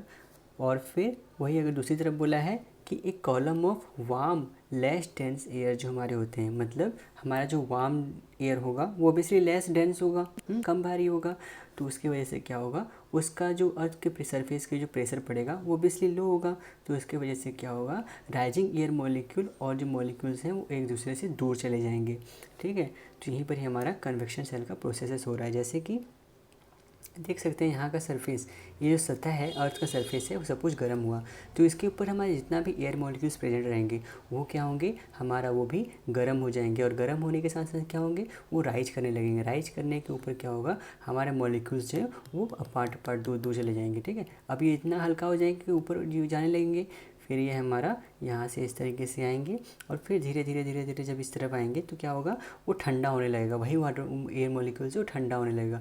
ठंडा होने के कारण क्या होगा, वो डेंस हो जाएगा, डेंस होने के कारण फिर हमारा क्या होगा, वो फिर हमारा भारी होकर सिंक होना स्टार्ट हो जाएगा। फिर सिंक जैसे होगा फिर वो इधर जाएगा हमारा, फिर से वही, तो इसी को ही कन्वेक्शन सेल का प्रोसेस जो है हम पहले ही पढ़ चुके हैं, वही चीज़ यहाँ पर ये बोला हुआ है। तो इन एडिशन सिंकिंग एयर जो होता है टेंड्स टू वार्म हो जाता है बिकॉज ऑफ इट्स कंप्रेशन की वजह से, वाइल राइजिंग एयर जो है कूल हो जाता है ड्यू टू एक्सपांसन। ठीक है, ये टर्म आप याद रखिएगा कि सिंकिंग एयर जो हमारे यहाँ पर सिंक कर रहा है एयर, वो हमारा कॉम्प्रेशन की वजह से वो गर्म हो जाता है। ठीक है, और फिर इधर चले गया, फिर वही दूसरी तरफ हमारा जो कूल एयर है हमारा, सॉरी वार्म एयर जो है हमारा, वो क्या हो रहा है, हमारा राइज जो कर रहा है, राइजिंग एयर, वो कूल हो जा रहा है due to expansion. Note that there are complex relationships among air composition, temperature, density, water vapour content and pressure. ऐसे बहुत सारे हमारे रिलेशनशिप्स पाए जाते हैं। अभी हमारा movement of the atmosphere, atmosphere का मूवमेंट किस प्रकार से होता है। हमारा एयर जैसे कि हम जानते हैं हमेशा कैसे मूव करेगा, from high pressure region towards low pressure reason. जैसे एग्जांपल के तौर पर अगर मैं बताऊं तो अब जब फ्रिज खोलेंगे, फ्रिज जब खोलेंगे तो क्या होगा, उसमें ऑब्वियसली हाई प्रेशर रहेगा। और बाहर के जब फ्रिज खोलिएगा तो बाहर में कैसा एनवायरनमेंट है, मतलब गर्म रहता है। ठीक है, एज कंपेरिजन टू फ्रिज। तो क्या होगा, जितना फ्रिज का रहेगा देखिएगा सडन पूरा बाहर आने लगेगा। ठीक है, तो हाई प्रेशर से लो रीजन में हमारे आने की कोशिश करता है। तो वैसा ही हमारा एयर हमेशा काम करता है कि वो हाई प्रेशर से लो प्रेशर की तरफ हमेशा जाता है। और यही जो हमारा मूविंग एयर है इसे ही हम विंड बोलते हैं। अगर एक बैलून को जैसे हम फुलाएं और उसे हम जाने दें तो क्या होगा, what happens to the air inside the balloon, उसके अंदर का क्या होगा, वो रैपिडली उड़ जाएगा। क्यों, क्योंकि from moving from a high pressure से region inside the balloon, cause by the balloon push on the air inside to the low pressure region outside the balloon. समझ में गया ना, वही चीज़ यहाँ पे लिखा हुआ है। फिर एक एग्जांपल, नॉन स्पिनिंग अर्थ यहाँ पर ही बोला गया है। तो आप एक इमेजिन कीजिए एक मोमेंट के लिए कि हमारा जो अर्थ है ना वो स्पिन नहीं कर रहा है, मतलब मूव नहीं कर रहा है अपने एक्सिस पे, वो मूव नहीं कर रहा है, लेकिन but that the sun rotates around earth. हमारा अर्थ के चारों सन तो रोटेट कर रहा है with the sun directly above earth equator at all times. तो यहाँ पर ही हम एक चीज़ जान लेते हैं कि सन कैसा रोटेट करता है, उसका क्या है, इसके बारे में आपको शायद से कहीं पता नहीं चली, मैं आपको बता देता हूँ, 1 मिनट वेट कीजिए। हमारा जो यही मॉइस्ट वार्म मॉइस्ट एयर जो हमारा है यहाँ पर, तो वो क्या हो रहा है, एक मिनट, हमारा जो यही जो वार्म मॉइस्ट एयर है वो राइज करेंगे और फिर क्या होगा, अर्थ के सरफेस पे हमारा लो प्रेशर यहाँ पर ही क्रिएट हो जाएगा, जिसकी वजह से क्या होगा, हमारा वार्म एयर राइज करेगा और राइज करके वो क्या होगा, वो कूल हो जाएगा। और कूल होगा धीरे धीरे धीरे जैसे राइज हो कर रहा है, फिर धीरे धीरे ऊपर जाएगा तो वो कूल होना स्टार्ट होता है। और फिर जैसे वो ऊपर जाता है ना वार्म एयर, तो उसमें वाटर वेपर ज़्यादा अमाउंट का प्रेजेंट रहता है। जैसे कि हम पहले भी पढ़ चुके हैं कि हमारा जब वार्म एयर रहता है तो उसका ये कैपेसिटी है कि ज़्यादा अमाउंट का वाटर वेपर को होल्ड आउट करके रख सकता है। अब वो ज़्यादा अमाउंट का वाटर वेपर को होल्ड आउट किया है तो आप ये सोचिए कि उसमें ज़्यादा अमाउंट का मॉइस्चर ही प्रेजेंट होगा। जब वो मॉइस्चर प्रेजेंट होगा तो वही मॉइस्चर हमारा प्रेसिपिटेशन मतलब रेन के फॉर्म में हमारा अर्थ के इक्वेटर के पास ज़्यादा अमाउंट में गिर जाता है। और फिर जैसे जैसे हमारा जो वार्म एयर है वो राइज करते हैं और फिर धीरे धीरे हमारा जाके यहाँ पर कूल होता है, मतलब नॉर्थ पोल के पास चले जाता है। और फिर जैसे ही वो कूल होगा तो वो डेंसर बन जाएंगे, वो एयर जो हमारा डेंस होगा, क्योंकि कूल एयर हमारा डेंस होता है, पड़े ही हैं, तो डेंस होने के कारण वो फिर नीचे आने लगेंगे। अब वो नीचे जब आएंगे तो क्या होगा, हमारा फिर से वो कंप्रेस होने के कारण हमारा फिर से वो इधर वार्म हो जाएंगे और फिर से इधर आएंगे। ठीक है, तो वैसा हमारा ये नॉर्थ पोल में खेल चलता है और वैसा ही हमारा यहाँ पर ही साउथ पोल में खेल चलता है। साउथ पोल में कैसा होता है, यहाँ से लेके ऐसे आते हैं इस फॉर्म में। ओके, क्लियर है ना। तो अभी यहाँ पर क्या लिखा है हम इसे देख लेते हैं कि जैसे ही हमारा इक्वेटर जो है, इक्वेटर पे हमारा एयर जो उठता है, ठीक है, राइज करता है, मतलब गर्म एयर हमारा यहाँ पर है इक्वेटर के पास, ये तो हम जान ही रहे हैं। तो जैसे यहाँ पर ही एयर हमारे यहाँ से उठ रहा है बोल रहा है, तो कहाँ पर पहुँचेगा, it reaches the top of the troposphere. Troposphere जो हमारा है ना, ट्रोपोस्फियर कहाँ से कहाँ तक था, अभी बड़े थे लगभग 0 to 12 किलोमीटर लगभग था ना। तो वहाँ तक जाकर पहुँच जाता है और begin to move towards the pole, फिर धीरे धीरे वो पोल की तरफ मूव करना स्टार्ट कर देता है। ऐसा क्यों होता है, क्योंकि टेम्परेचर जो रहता है is much lower at high altitude. मतलब हाई एल्टीट्यूड में यहाँ पर ही माइनस में बहुत ठंड पड़ता है कि नहीं, तो बहुत ही ज़्यादा यहाँ पर टेम्परेचर कम पाया जाता है, जिसकी वजह से क्या रहता है, वहाँ का एयर कूल होता है और हमारा वहाँ एयर जो है डेंसर हो जाता है, मतलब भारी हो जाता है। और यही कूलनेस की वजह से हमारा जो है एयर वो सिंक कर जाता है एट पोल्स। फिर वहाँ पर हमारा हाई प्रेशर क्रिएट होगा सरफेस पे और हमारी ये प्रॉपर्टी है कि हमारा विंड जो है कैसा ब्लो करता है, हाई प्रेशर से लेके लो प्रेशर की तरफ आता है, तो फिर से वो से लो प्रेशर में आएगा कि नहीं। नाउ जो सिंकिंग एयर है हमारा वो ऑब्वियसली ड्राई रहेंगे, मैं इससे पहले ही पढ़े थे, मॉइस्ट एयर सिंकिंग एयर यहाँ पर पढ़े थे ना, इसको एक बार याद कर लीजिए। देखिए यहाँ पर कहाँ गया sinking air tends to warm because of its compression, यहाँ था। और एक चीज़ कहाँ गया यार, एक मिनट, हाँ, humid air is less dense then dry air. ये हो गया। फिर water vapour has a low density than air, ये भी हमारा था। और एक हम यहाँ पर क्या इंपॉर्टेंट चीज़ में बोला था, हाँ, warm air is typically moist और cool air is typically dry, ये वर्ड जो है, ठीक है। वार्म एयर हमारा मॉइस्ट रहता है, कूल एयर हमारा ड्राई रहता है, ठीक है। तो यहाँ पर ही आ गए हम। तो हमारा जो सिंकिंग एयर है, तो वो कैसा है, ड्राई। सिंकिंग मतलब कूल एयर यहाँ पर ही बोला जा रहा है, वही चीज़ देख रहे हैं, तो वहाँ पर ही कूल एयर बोला जा रहा है। तो कूल एयर होगा हमारा वो ड्राई रहेगा, because cool air can not hold much water vapour. पहले में पढ़ चुके हैं। हमारा हॉट वाटर मतलब वार्म एयर जो रहता है उसमें ज़्यादा अमाउंट का वाटर वेपर वो होल्ड आउट करके रख सकता है as comparison to cool air. तो कूल एयर में हमारा बहुत ही कम वाटर वेपर स्टोर होकर रहते हैं, इसीलिए वो ड्राई यहाँ पर ही पाया जाता है, इसीलिए हम कूल एयर को ड्राई बोलते हैं। समझ में आ गया ना। थस द पोल, हमारा पोल कैसे एक्सपीरियंस करेगा, हाई प्रेशर और क्लियर ड्राई वेदर यहाँ पर ही हमारा पोल के पास मिलता है, ठीक है। पोल में कैसा, हाई प्रेशर क्यों हो रहा है, क्योंकि कूल एयर हमारा डेंस रहता है, भारी होगा इसलिए, तो इसके लिए हमारा हाई प्रेशर यहाँ पर बन रहा है। फिर यहाँ पर क्लियर और ड्राई वेदर हमारे यहाँ पर मिलेंगे, समझ गए ना। फिर नॉन स्पिनिंग अर्थ मतलब हमारा अर्थ सपोज स्पिन नहीं कर रहा है, मतलब रोटेट नहीं कर रहा है, तो उस दौरान क्या होगा, विच वे विल सरफेस विंड्स ब्लो, क्या सरफेस विंड हमारा ब्लो करेंगे। तो यहाँ पर बोला गया है एयर हमारे हमेशा ब्लो कैसे करता है, मतलब मूव कैसे करता है, फ्रॉम हाई प्रेशर से लेके लो प्रेशर तक। इसीलिए हमारा जो एयर ट्रैवल कैसे करेगा, हाई प्रेशर जो हमारा पोल पे है टुवार्ड्स द लो प्रेशर जो हमारा इक्वेटर पे है, मतलब हमारा जो पोल पे जो हाई प्रेशर बन रहा है वहाँ से लेकर हमारा जो इक्वेटर के पास जो लो प्रेशर है वहाँ पर वो ब्लो करेगा। इसीलिए हमें there are strong northerly winds हमारा नॉर्दर्न हेमिस्फीयर में देखने को मिलते हैं, और स्ट्रॉन्ग साउदर्ली विंड्स हमें साउदर्न हेमिस्फीयर में देखने मिलते हैं। अभी आपको ये जो टर्म है नॉर्दर्ली विंड्स, साउदर्ली विंड्स, ये आपको थोड़ा समझ में नहीं आ रहा होगा, तो इसके बारे में आगे पढ़ने वाले हैं, ठीक है। तो जो हमारा एयर जो है वार्म्स हो जा रहा है as it makes way back to the equator. जैसे ही इक्वेटर के पास आ रहा है वो वार्म हो जा रहा है, ओके। तो कंप्लीटिंग द लूप यहाँ पर, इसीलिए हम इसको कन्वेक्शन सेल या फिर सर्कुलेशन सेल बोलते हैं, ओके, क्लियर है ना। नाउ एक बहुत ही इंपॉर्टेंट चीज़ है, is this fictional case of non spinning earth a good analogy for what is really happening on earth. तो एक्चुअली इट इज़ नॉट, ऐसा नहीं होता है। Even though the principles that drive the physical movement of air remain the same whether earth is spinning और not, okay. तो यहाँ पर ही हो गया हमारा। अभी एग्जामाइन करेंगे किस तरीके से हमारा अर्थ जो स्पिन हो रहा है उसकी वजह से हमारा एटमॉस्फेरिक सर्कुलेशन पे क्या क्या इफेक्ट पड़ता है और कैसे चेंजेस वहाँ पर ही आते हैं, उसके बारे में भी अच्छे से पढ़ेंगे, ओके। तो अभी हम पढ़ते हैं how does the Coriolis effect influence moving objects. Now अभी पढ़ते हैं how does the Coriolis effect influence moving objects. तो कोरोलिस इफेक्ट जो होता है हमारा वो क्या करता है, हमारा जो एक मूविंग बॉडी है उसका जो इंटेंडेड पाथ, जिस पाथ में वो जा रहा है उसको वो चेंज कर देता है। सपोज हमारा नॉर्दर्न हेमिस्फीयर, इसको मैं बता ही देता हूँ, ठीक है, लेकिन इससे पहले एक चीज़ पढ़ लेते हैं कि हमारा कोरोलिस इफेक्ट का नाम किस बेसिस पे दिया गया था, किसके नाम पे दिया गया था।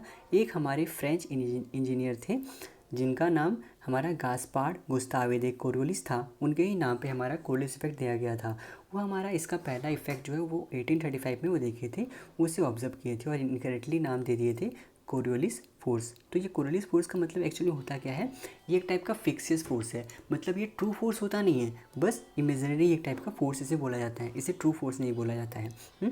ये ना ही हमारा बॉडी का जो बॉडी हमारा सब कुछ जो मूव कर रहा है उसको ये फोर्स देगा, एक्सेलरेट उसको करेगा, या फिर बॉडी का हमारा स्पीड को बढ़ाएगा, तो ये ऐसा कुछ भी नहीं करता है।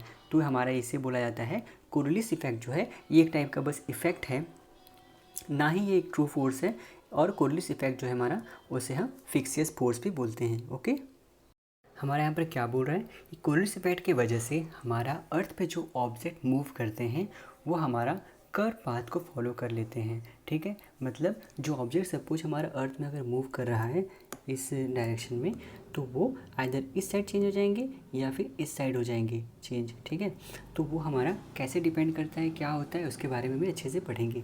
जैसे एग्जाम्पल के तौर पर अगर मैं बोलूँ आपको, तो ये एक आदमी है, इसका ये हमारा राइट पार्ट है और इसका ये हमारा लेफ़्ट पार्ट है, ठीक है। तो ये सपोज अगर हमारा जा रहा है नॉर्दर्न हेमिस्फीयर में जा रहा है, ठीक है, ये हमारा कहाँ जा रहा है, नॉर्दर्न हेमिस्फीयर में जा रहा है, ऐसे जा रहा है, ओके।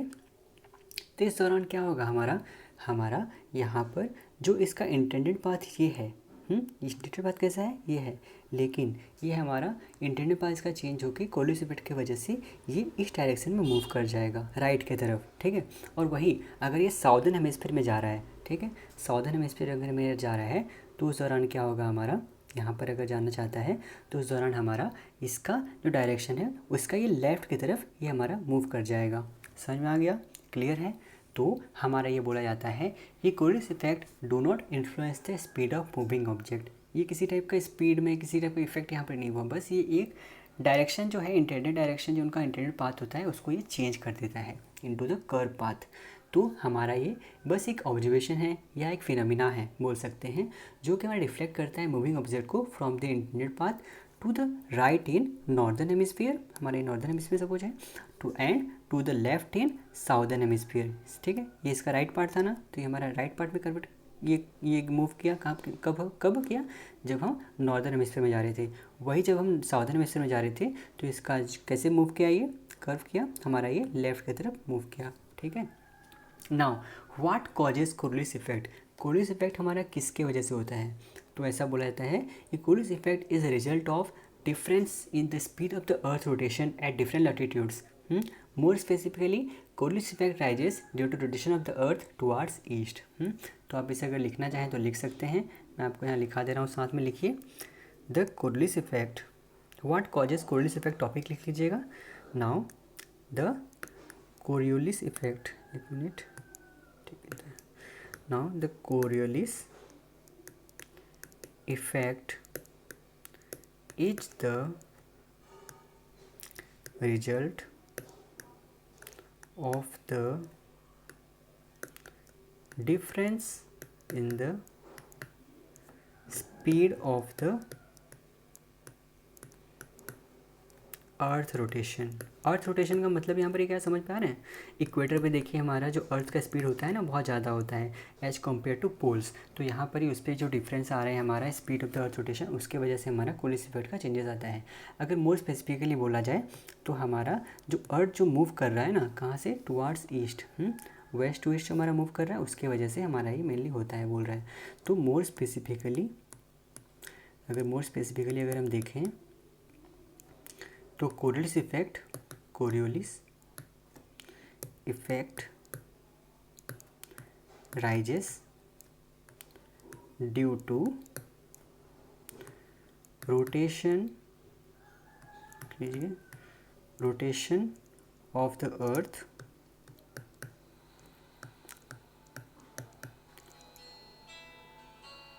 Towards east. क्लियर ना। तो ये हो गया हमारा। और फिर और एक दो चीज़ें मैं आपको लिखा देता हूँ कि हाँ, मैक्सिमम कोरियोलिस इफेक्ट हमें कहाँ पर मिलेगा। सपोज ये हमारा अर्थ है, अर्थ ये हमारे इक्वेटर पे सबसे ज़्यादा स्पीड में रोटेट कर रहा है। हम जानते हैं कितना 1600 किलोमीटर पर आवर हिसाब से पढ़े थे, और यहाँ पर ही कम हिसाब से स्पीड में रोटेट करता है। इसके बारे में आगे पढ़ेंगे, अभी मुझे याद नहीं आ रहा है। अप्रॉक्स वही 900 to 1000 किलोमीटर पर आवर होता है, या फिर 1200 होगा। तो एज कंपेरिजन टू इक्वेटर हमारा पोल के पास जो है अर्थ का जो रोटेशन हो रहा है ना वो कम होता है, तो इसके वजह से हमारा यहाँ पर क्या होता है, उससे ज़्यादा टाइम मिलता है इसको मूव करने में। तो यहाँ पर ही हमारा इक्वेटर के पास अगर देखें तो कोरियोलिस इफेक्ट जो होता है वो 0 होता है, जबकि हमारा पोल के पास देखें तो सबसे ज़्यादा हमारा पोल के पास मैक्सिमम कोरियोलिस इफेक्ट यहाँ पर ही पाया जाता है, ठीक है। तो कोरियोलिस इफेक्ट सबसे ज़्यादा कहाँ पर पाया जाएगा, हमारा पोल के पास पाया जाता है, और सबसे कम कहाँ पर पाया जाएगा, हमारा इक्वेटर के पास पाया जाता है, ठीक है, समझ गए आप। नाउ हमारा मैग्नीट्यूड जो है कोरियोलिस इफेक्ट का वो किस पे डिपेंड करता है, depend upon the length of the time the object is in motion, कितने टाइम तक हमारा ऑब्जेक्ट जो है मोशन में है, उस पर हमारा ये डिपेंड करता है कि कोरियोलिस इफेक्ट का जो मैग्नीट्यूड है वो कैसा होगा। अगर सपोज हमारा if object moving towards east, अगर सपोज एक ऑब्जेक्ट जो है हमारा ईस्ट की तरफ मूव कर रहा है, ये नॉर्थ, एक मिनट यहाँ थोड़ा सा north east west south, suppose हमारा एक ऑब्जेक्ट जो है ईस्ट की तरफ या फिर वेस्ट की तरफ मूव कर रहा है अलोंग द इक्वेटर, इस तरफ मूव कर रहा है, तो इस तरफ क्या होगा, हमारा किसी भी टाइप का यहाँ पर हमें कोरियोलिस इफेक्ट देखने को नहीं मिलेगा। ये बात आप ध्यान में याद रखिएगा, ओके। नाउ कोरियोलिस इफेक्ट का एक फॉर्मूला होता है, उस पर बेसिस पे मेरे क्वेश्चन आ जाते हैं, तो एक फॉर्मूला लिख लीजिए, Coriolis effect is equal to 2v omega sine theta. क्या है हमारा, 2v ओमेगा साइन थीटा लिख लीजिए, तो वहाँ पर भी हमारा क्या हो गया, हमारा भी हो जाता है वेलोसिटी, ओमेगा हो जाता है एंगुलर मोमेंटम मतलब एंगुलर वेलोसिटी, ठीक है, और फिर हमारा थीटा हो जाता है लैटिट्यूड। तो ऐसा आपको क्वेश्चन भी देख के पूछा जा सकता है कोरिलेटिव इफेक्ट क्या होगा, तो उसका लैटिट्यूड क्या देख के कहाँ पर कितना पाया जाएगा, किस लैटिट्यूड में हमारा 60 डिग्री 30 डिग्री, उस हिसाब से भी यहाँ पर ही कोरिलेटिव इफेक्ट का इफेक्ट निकाल सकते हैं। जैसे कि हम जानते हैं कोरिलेटिव इफेक्ट जो है थीटा, यहाँ पर ही क्या होगा, इक्वेटर के पास हमारा कितना होगा, मतलब यहाँ पर हमारे इक्वेटर के पास लगभग 0 डिग्री पाया जाता है, ठीक है। तो साइन 0 डिग्री में कितना होता है, साइन 0 0 होता है, तो इसकी वजह से कोरिलेटिव इफेक्ट हमारा जो इक्वेटर के पास पाया जाएगा वो हमारा 0 होगा, ठीक है। इसी हिसाब से ये मेनली काम करता है। ओके, नाउ अभी हम जानते हैं एक और चीज़ यहाँ पर इम्पोर्टेंट है, इसे आप लिख लीजिएगा। ओके, मैं इसको मिटा देता हूँ, ठीक है, नहीं इधर लिख लेते हैं कि Coriolis force, Coriolis force is directly proportional to velocity of wind, याद रखिएगा ये, ठीक है। Coriolis force is directly proportional to velocity of wind, जितना ज़्यादा हमारा विंड का वेलोसिटी होगा उतना ही ज़्यादा अमाउंट का हमारा वहाँ पर कोरियोलिस फोर्स लगेंगे। और एक बात है, ये Coriolis force is not always perpendicular to the pressure gradient force, rather it is always, हमारा क्या होता है, it is always perpendicular to the direction of wind movement होता है हमारा, ठीक है। अभी आप प्रेशर ग्रेडियंट फोर्स PGF जो है ये वर्ड देख के थोड़ा सा हिचकिचा रहे होंगे, तो ये क्या होता है, हम इसके बारे में थोड़ा पढ़ लेते हैं कि हमारा प्रेशर ग्रेडियंट फोर्स क्या होता है। प्रेशर ग्रेडियंट फोर्स, ओके, तो हमारा ये क्या है, दिस इज़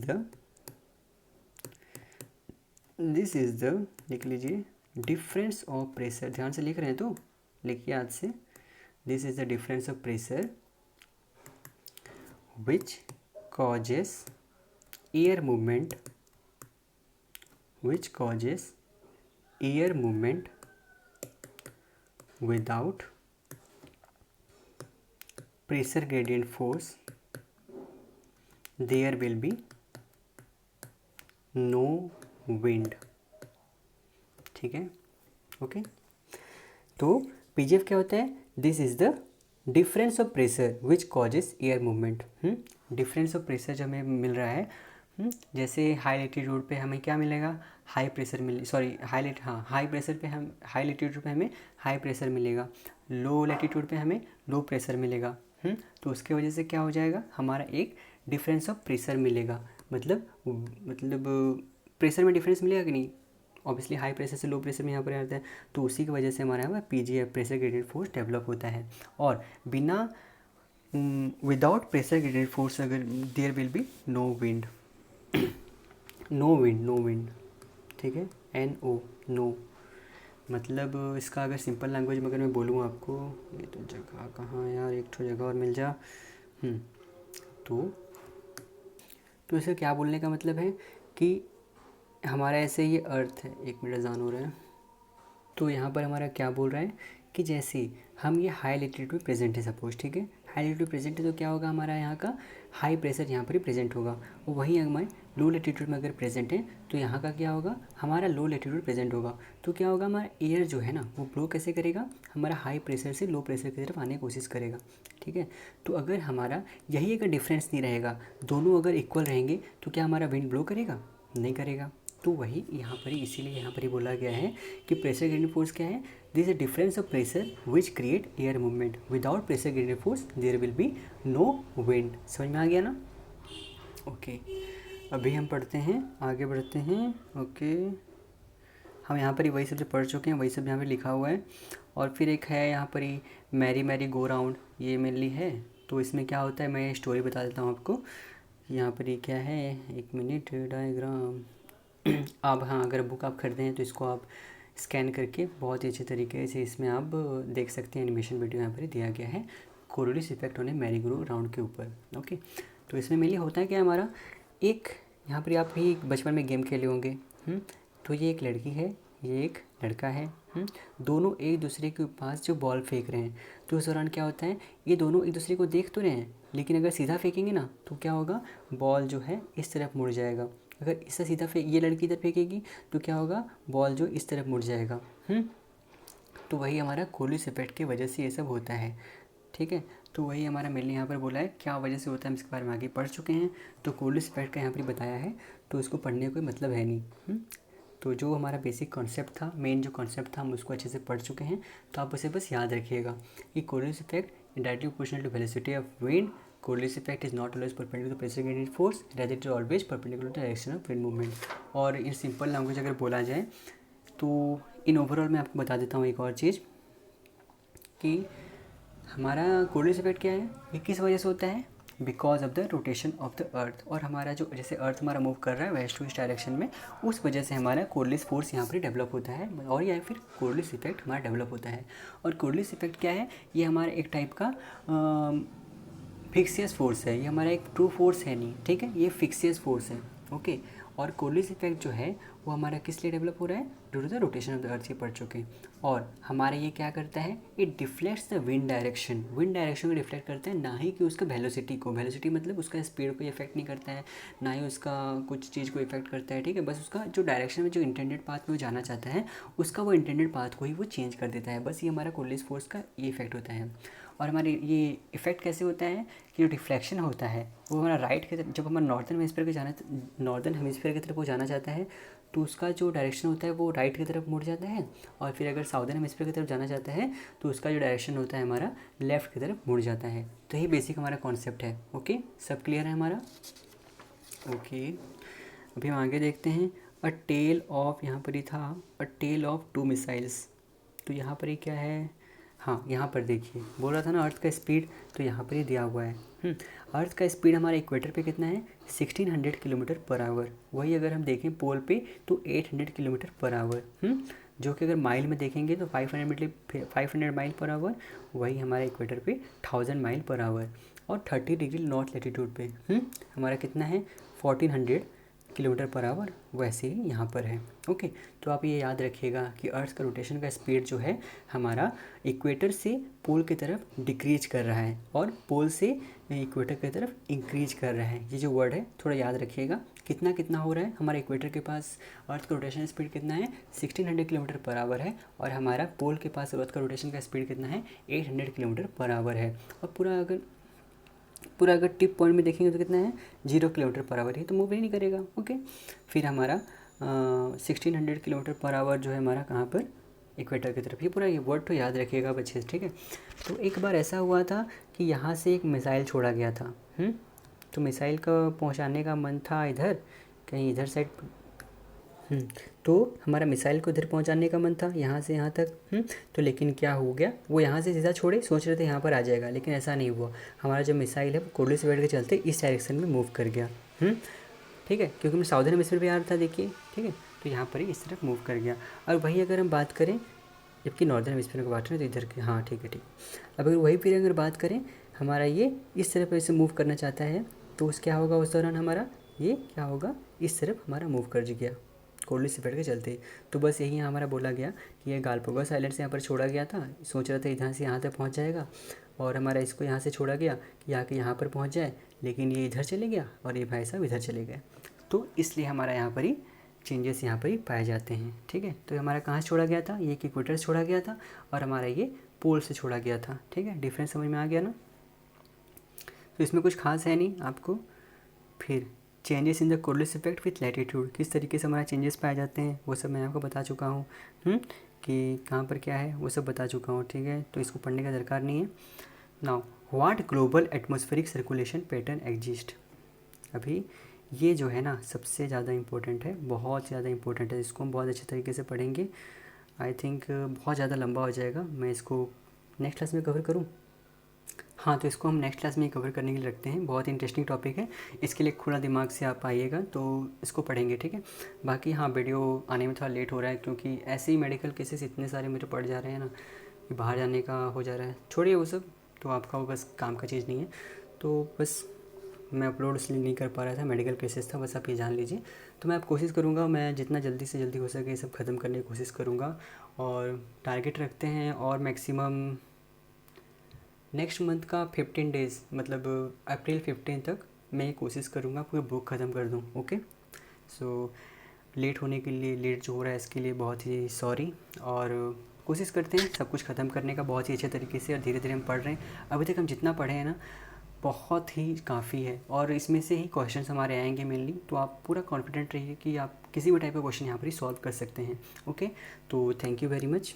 अगर आपको मेरा कंटेंट अगर अच्छा लग रहा है तो आप इसे लाइक और सब्सक्राइब करके अपने दोस्तों के साथ इसे शेयर कर सकते हैं।